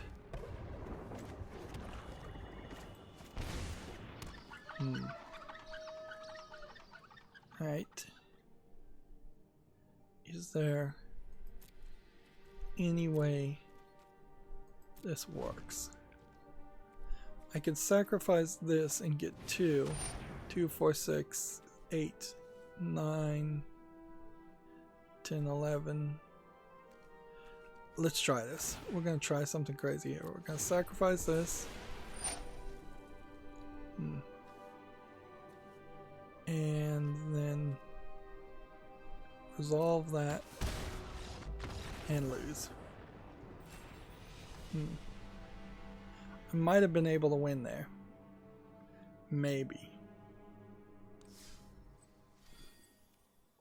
But as you can probably tell, I'm not really doing great. Let's try this new deck. Let's just try something crazy and not play ranked and try and cover the news and then wrap up, and then I may have to just play off screen to get victories, as it seems to be the case every single Monday, Wednesday, and Friday when I stream. Is that there's just way too much time and effort needed to play this.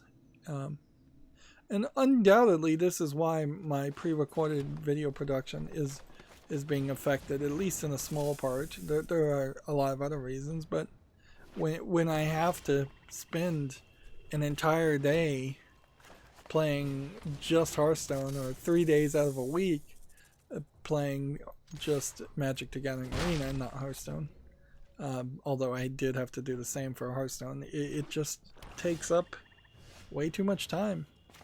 Way too much time. And there's no great way to speed it up.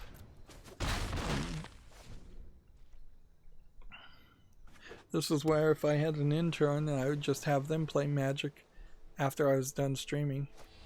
There we go.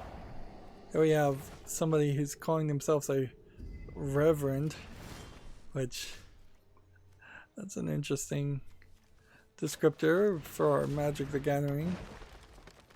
But whatever. I don't even know what this card does. I don't think it does anything too much. It's not even, yeah, it's not even that interesting of a card. I'm just playing it. Discard something we have 2 of.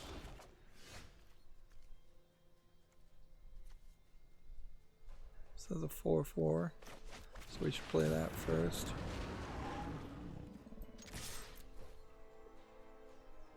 Gamatsu has an article here. A magical school and town life simulator witch book reveals its new look.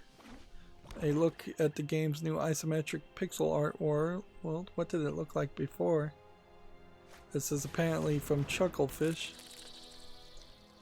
So before it looked like a flat pixel art thing, now they've twisted it at a 45-degree angle. One would hope that these were 3D renderings in the first place and they didn't redraw or decide to redraw everything.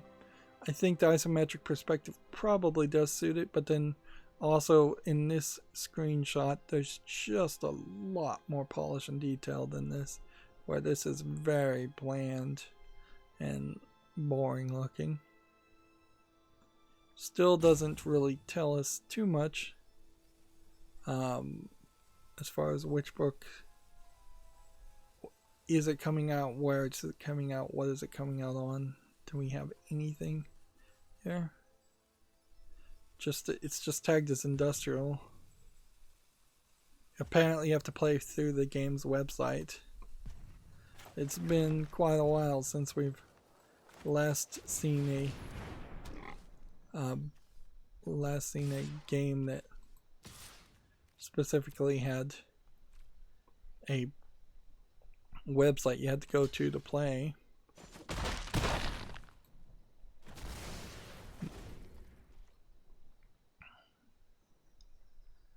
Well, this is gonna win, surprisingly enough.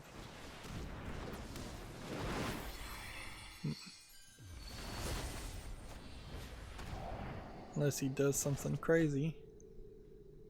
Which maybe he'll do something crazy. Check Raptor has an article here. PlayStation reveals info for a bunch of games. Boundary. Let's see. What does Boundary look like? A space shooter type game. It's probably a space horror game of some sort. Like shooting bullets in space, A, would not work, and B, if did work, would be incredibly dangerous. Like you might as well be flicking rocks at each other that's just about as dangerous as shooting bullets in space would be, and it would be just about as effective.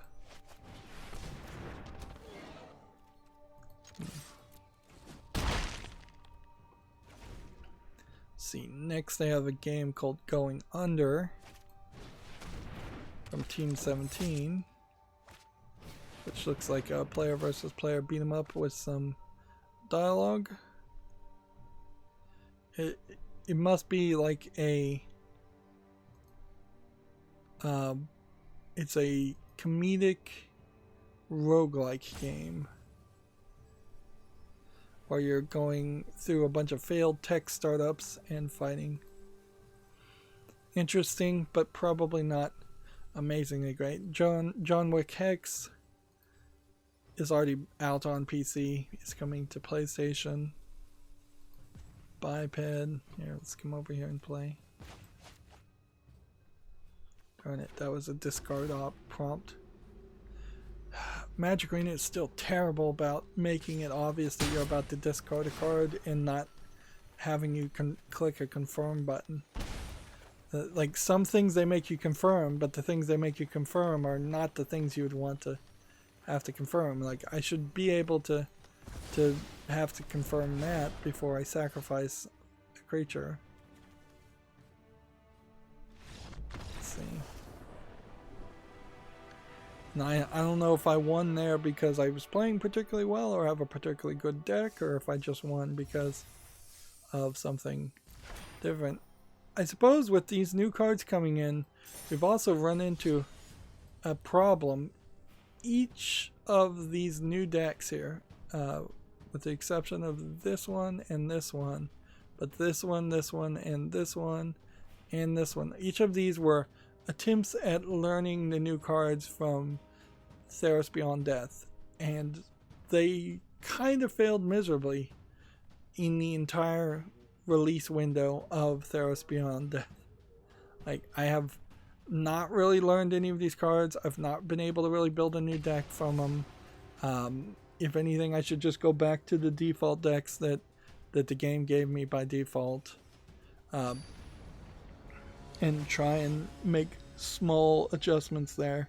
Perhaps that is an argument that Theros Beyond Death was not particularly a great expansion, but it also goes to show that because Magic Arena just demands so much of your time to actually be in this screen playing this game, whether it's because you're doing a draft or you're doing daily victories or you're trying to get up in ranked, there's just no extra time to actually look at the cards and go back and do deck building. It honestly makes it seem like Magic the Gathering is for people who have obsessive compulsive disorder, who are thinking about Magic 24/7, 365. And that's not a realistic way to design your game or have your game play out when you have, in a modern world like 2020, when you have so many other opportunities to play so many other kinds of games.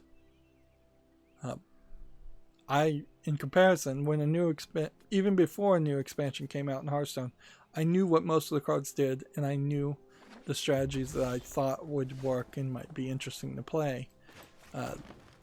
There's nothing like that in Magic at all. I still don't know any strategies that Theros Beyond Death really offered, or that were interesting enough that I wanted to play. I still don't know what most of the cards do, and I really won't ever know, because I'm just going to move on to the next expansion and see how much difference that adds to it. I would also say the expansions in Magic seem to be designed to kind of interact with each other a little bit more than Hearthstone's expansions.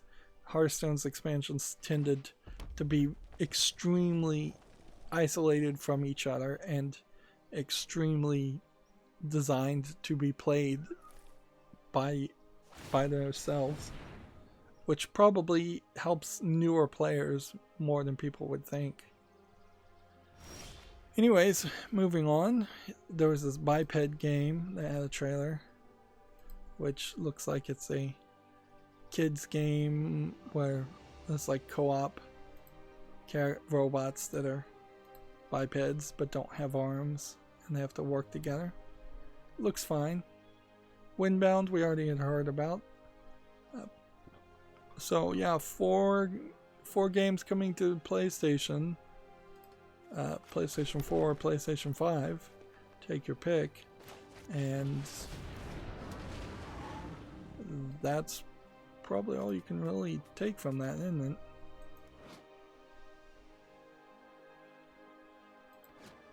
Let's see. I can't really play this to do that, so I'm gonna go ahead and just do no attacks and end the turn. TechRaptor has a review for Control the Foundation, the DLC for Control. I saw some people playing it. I didn't really enjoy Control, so it didn't seem like the Foundation DLC adds much to it. They gave it an 8.0. Most people liked Control a lot more than I did. Control the Foundation is just more Control. That's not a bad thing if you like Control, and it's not worth coming back if you didn't. That's, I think, exactly the kind of review I would give it to. Is like, it did look to me like it was just more Control. The pros are an interesting new story, great settings, some fantastic missions. It's more Control. The cons are it plays it a little too safe, new powers can only be used in specific locations, and it still has performance issues. Yeah.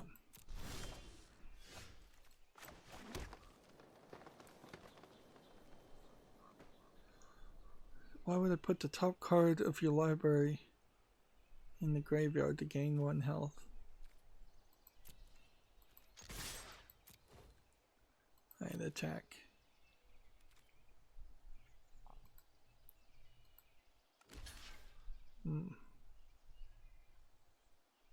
Okay. So we've got a block. We'll do this to make that 4/4. And then we'll do this, and that should make that 9/9. And then that should leave him open for a while. Gamatsu has that satirical dungeon crawler Going Under is coming for the PS4, Xbox One, Switch, and PC in Q3 of 2020. Hack and slash away at employees and CEOs of tech startups. So yeah, slightly different story there compared to the PlayStation announcement. Just saying it was coming to the PlayStation because that's all they were interested in announcing. Alright. I could exile a card, but I don't think there's even a reason to do that.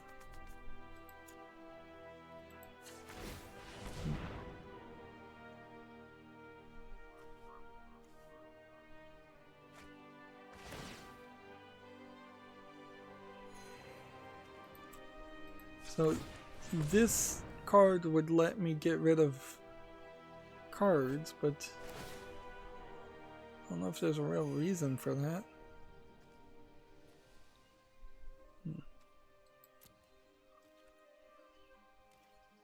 Let's go ahead and just attack with this.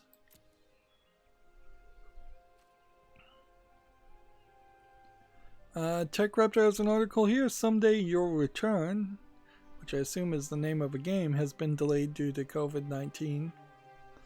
I've never heard of this game, though, so it being delayed doesn't really matter much at all. It's another prime example, in my opinion, of just the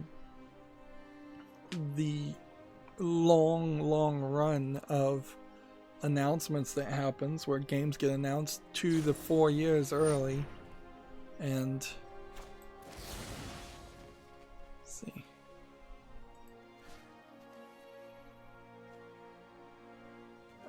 No, I can't do anything there.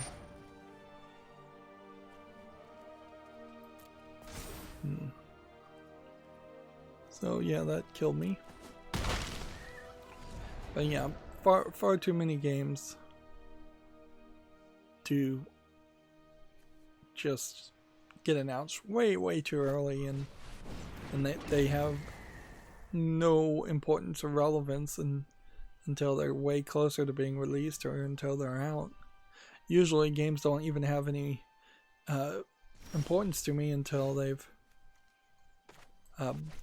been out for a while, so that people actually review them. Let's see. If I activate this ability, I would need one more land, then I could do this escape. I really didn't need to activate that ability anyways. Does that want to kill me? Just do no attacks this time. Let's see. Gamatsu has an article here. Enchanted Portals adds a PS4 version and the Kickstarter campaign launches soon. This is a game that I believe is a clone of the highly critically acclaimed game that I cannot remember the name of now.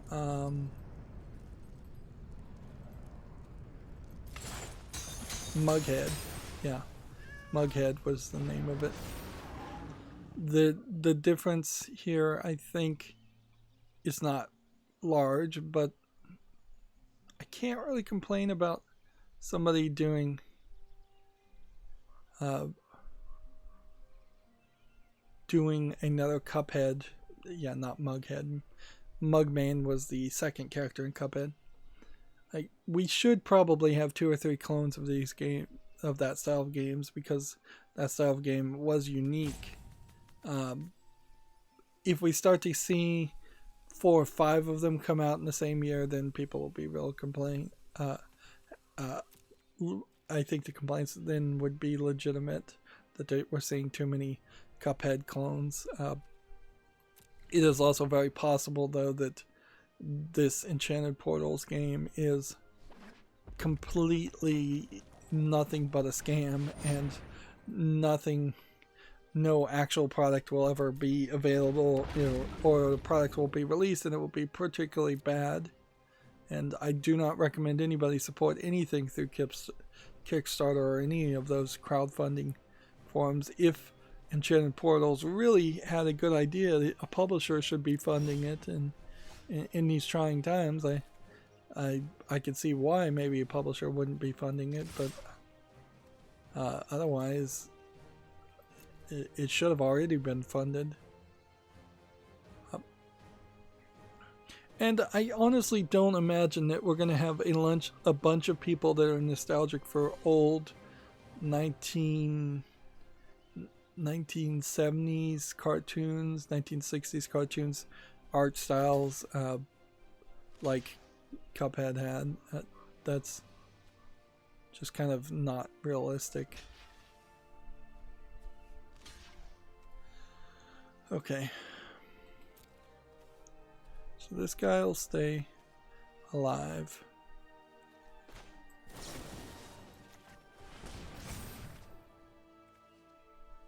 And are any of these anything I could destroy with this? It would need to be an artifact or an enchantment.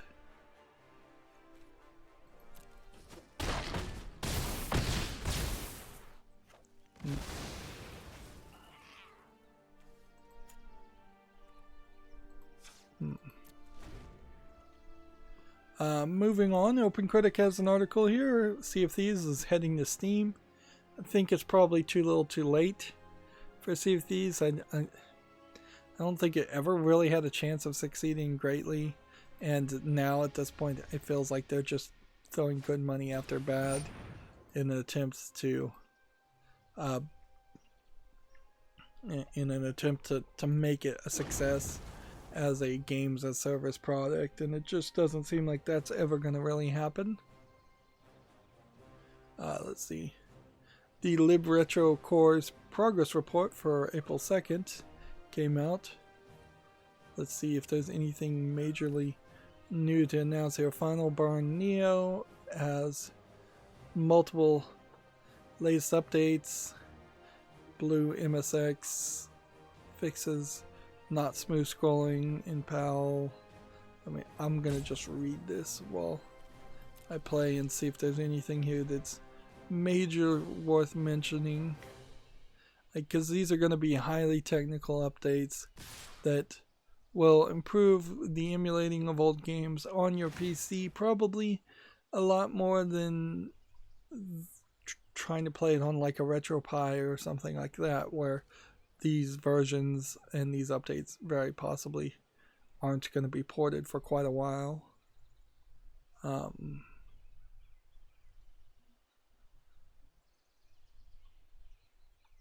The main one that you would want to be interested in is the Nintendo 64 emulation and the Dolphin emulator, which is the emulator of like Wii games and Switch games.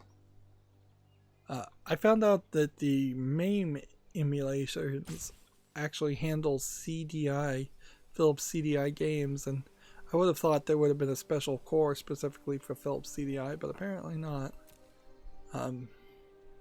It's just the MAME emulator, which is arcade machine emulations in particular.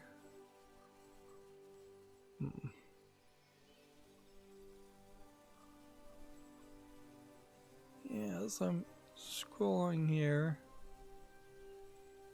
the NES emulator core FCE-UMM seems to have some major improvements on it, or a lot of things added to it, but also, in all fairness, that would be a major focus of getting updates, where a lot of these other emulators don't work for anything here.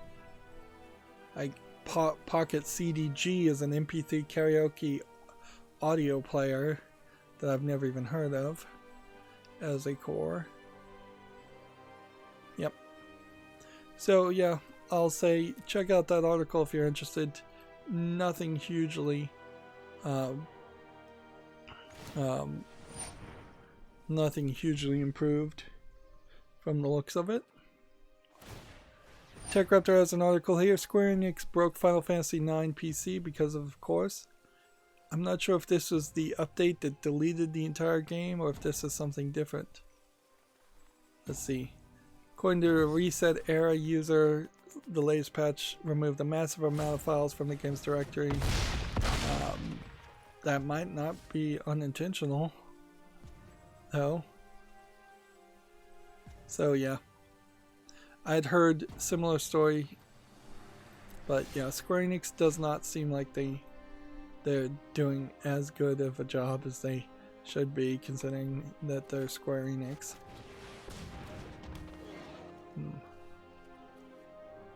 Flying creature, dragon, creature, legendary creature.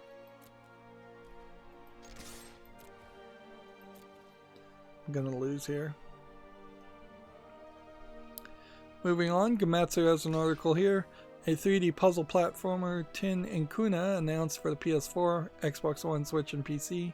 Help Kuna save his buddy Tin and rebuild the Prime Orb. Let's see if we've got a trailer here to give us a better idea of what this is. Looks to me like it's probably a kid-friendly game of some sort.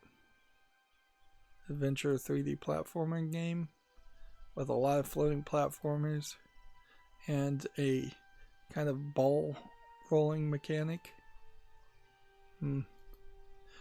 Almost like a spiritual successor to something like Glover. Interesting. I guess what I'll do is I'll leave up all the games that came out today and over the weekend for Monday, because Monday tends to be a bit slower. We'll do a little bit of curation. I'll do a little bit of curation over the weekend, but I have like 20 games to talk about that came out on Steam, and I don't want to sit here and talk about them. Like, we're not making great progress on Magic Arena. We're not making great progress on the news. I am, however, making some progress on my back being sore. Just every day it's getting a little bit better, and that's great, because the opposite direction would be awful. And it was certainly that case before. But it is kind of slow progress. Moving on, Gematsu has an article. Yomi wa Soku Hana launches June 11th for the Xbox One in Japan, and this winter for the PS4 and Switch. This looks like it is a dungeon crawler Japanese game of sorts. Not anything else to really show here. Wouldn't be surprised if it doesn't come to the West.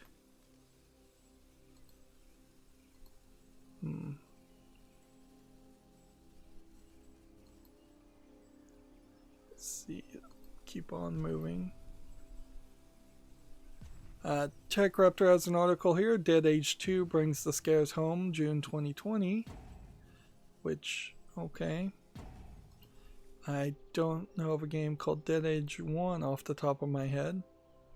It looks to me like it's kind of a tablet game. Not really not really that interesting of a looking game. It does have more visual polish than a cell phone game or a tablet game, but doesn't really look like a console game or a PC game. But it is coming out on Steam. It's coming out June 3rd, 2020. And that's going to be it for Magic the Gathering today. We did not make a lot of progress. Like 10 victories off screen in theory need to be done. If we look at the collection, we got one Core 20 card, and that's it. And let's see, profile wise, this ends, so I do need to play a ranked draft at some point, but I don't think I want to do Arena Cube sealed. And so then we would have to figure out, is there even a ranked draft that I could play?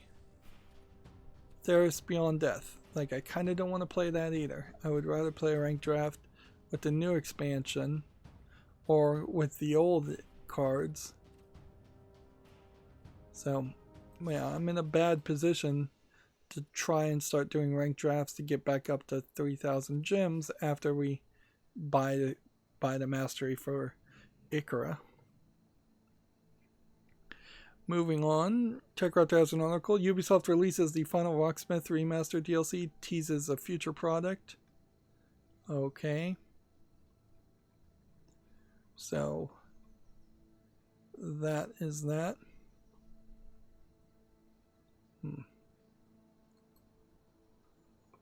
And then we don't need to.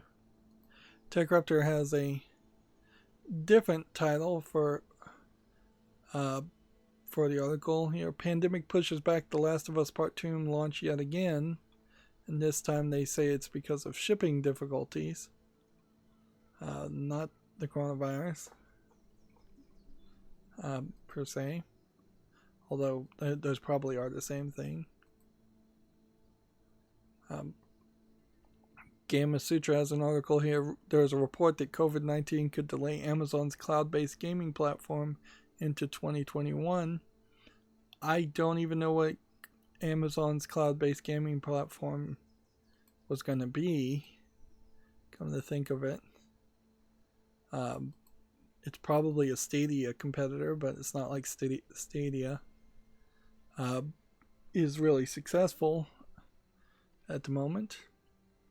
Gamasutra has this kind of insulting blog, which often it is. They are, because they're written by game developers who have their own heads up their butts. Thumbs up getting the most out of player reviews.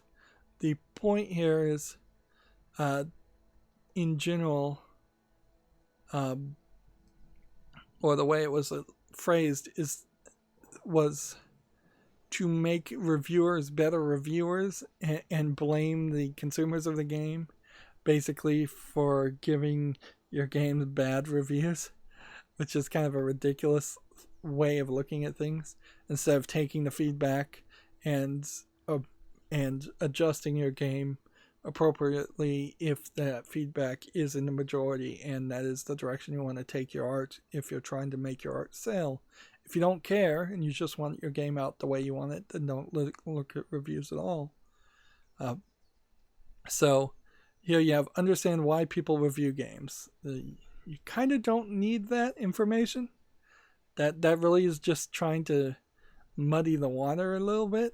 Like, if people review your games, listen to what they have to say. Don't try to think about why they're saying.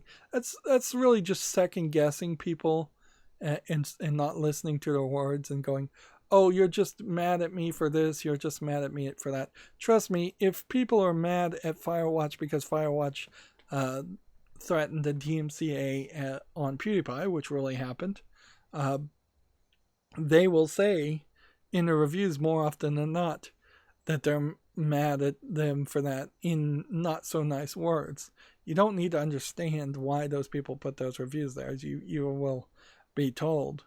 And even if someone is trying to be slightly sneaky about it and they're reviewing the game negatively because that action, the DMCA, encouraged them to go and write a negative review, if that negative review has anything that's factually accurate in it, you should still take it as their honest and true opinions, whether they had a motivation behind it or not. Next category is here. Learn how to appropriately encourage App Store, Google Play, and Steam reviews. There really doesn't need anybody to encourage game reviews. We see on App Store and Google Play games, so many of those games want you to give 5-star reviews and try to trick you into giving 5-star reviews and offer scams and gift cards and things that they're not supposed to do for positive reviews. It's something that shouldn't be encouraged. People should review the games if they want to review them, and they don't need to be encouraged by that. If anything, maybe Steam as a platform or Google Play or Apple, the App Store, should have its own encouragement system when you exit out of a game to say, hey, do you like this game or do you not like this game? And then that's about as much as should be doing. But here's the big insult one. Take the right steps to respond to and drive player reviews. Now, in all fairness, this article in general is something video game developers need to learn and hear, because a lot of video game developers respond badly, terribly, horribly to negative feedback or criticism. Phil Fish left the entire game industry based on some negative criticism. Several other people have too. But the idea of driving player reviews is generally saying, how do we brainwash the players to have our opinions and agree with us? And remember, most video game developers are California social justice warriors who are big into groupthink. All of Gamasutra and their side company, sister company GDC, are game developers who are big into groupthink. They get on Discords, they talk to each other, they control control how the narrative quite a bit. And that's pretty much as I want to rant about as far as this article, since it doesn't really have any relevancy to me as a critic. But certainly I would be unhappy as a video game critic to feel or find that somebody had tried to understand why I reviewed games more than what I say out loud, try to find some underlying reasons, which is what I assume this is implying, or to encourage me to review games when I will criticize and review the games I want to actually play in the first place, and that's the only encouragement you need. And if I want to play a game and not review it, I don't want any encouragement. And I definitely don't want somebody to take the right steps to respond specifically to my criticism other than improving their game or improving their sequel or just ignoring me if I'm in the minority or they don't care. And I definitely don't want somebody to try and to Jedi mind trick me into having opinions the same way. If anything, I feel like I probably have been Jedi mind tricked quite a bit by mainstream video game journalists who have convinced me to play a lot of games that once I got around to actually playing weren't as good as they were hyped up to be. And so now I'm very careful about making sure I'm really interested in the game, or I'm getting reviews from random general people on Steam reviewing a game instead of somebody like Giant Bomb doing a quick look on a game. Next, TechRaptor has an article, Levi's delays a Super Mario collection due to COVID-19. I did not know Levi's was making any kind of Super Mario pants. Apparently they were. First I've heard of it. These look hideous, in all fairness, so they probably should think about it. Like, this leather jacket with pouches is not terrible. It's probably too much going on there, when just like a Mario on the lapel or above the pocket would have been fine, but you don't need a coin on your sleeve and a princess on your thing. But these pants are just horrible. That is terrible.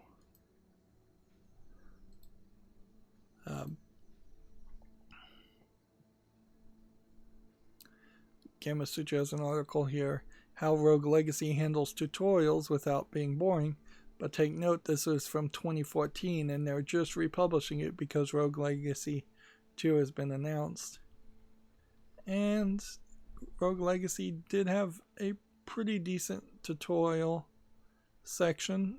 It wasn't terrible because you did the basic movements in seeing the beginning cutscene or interacting with the beginning section. TechRaptor has an article here, Power Wash Simulator demo lets you purge the unclean, which I've never seen a power wash gun look like this.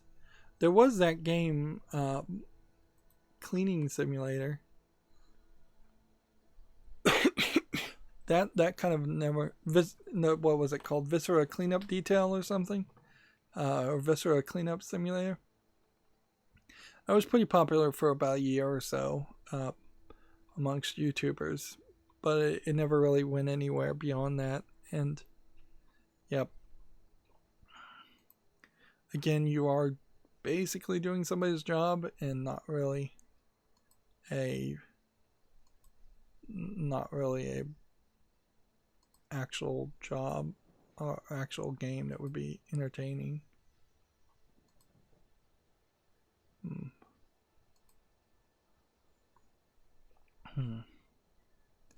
Next, we have a Gematsu article, Gmode archives features phone title ports announced for Switch. I have no idea what Gmode archives is, though. It seems to be a collection of old games, from the looks of it. Old Japanese games that probably would never be ported over to the West. Yeah. These feel like old games that would have been on a phone called the G mode, which very possibly that phone wasn't called the G mode in the West, or didn't come out in the West in the first place. But back in the old days when few people were playing games or even had cell phones, let alone playing games on them. Gamma Sutra has an article here with Half-Life Alyx out. Valve shifts focus to its hammer level editor. Valve released its feature-length VR game, and let's see. Apparently,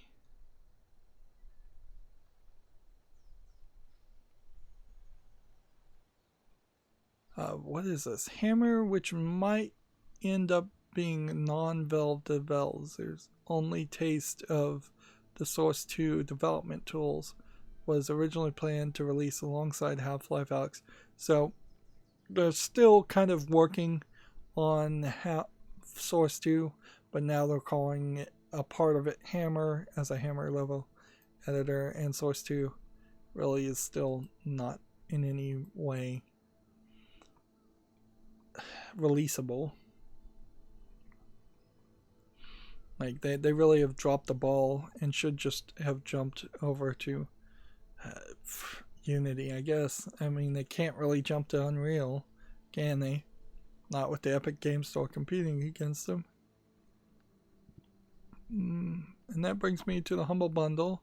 And yes, there is about 20 games left over. And there's no new Humble Bundles, so then I'll go back to my Twitter feed. And let's see if there's anything new here to announce. Game Closure is hiring a back-end engineer. I'm just going to read that article. IGN announces a Summer of Gaming digital event for early June. Let's see.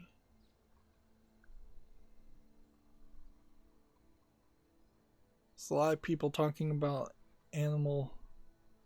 not Harvest Moon. What is it called? The Nintendo Harvest Moon clone game that I can't even remember the name. I think it's called Animal something. I'm having a bad day with remembering names, certainly. And they wouldn't call it Animal Farm.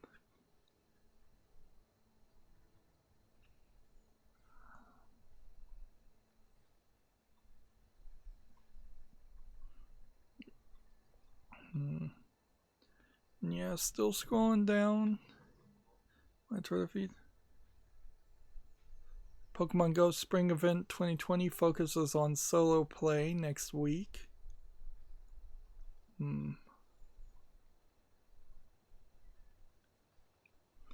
Yeah, I think most people will just be playing Resident Evil 3, and we did get that one game of worth mention.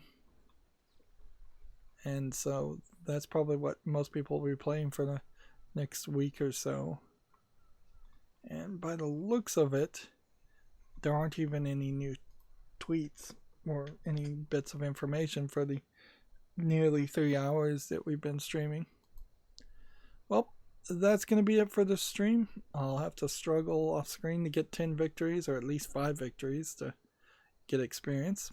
As always, I ask you to like, share, subscribe, comment, and watch every second of my videos. If you want a friend to follow me on any social media sites, there's a bunch of links down below. And if you want to support me further, there's a link to Patreon, or you can friend me on Steam and gift me a game off my wishlist. Thank you for watching. Have a good evening.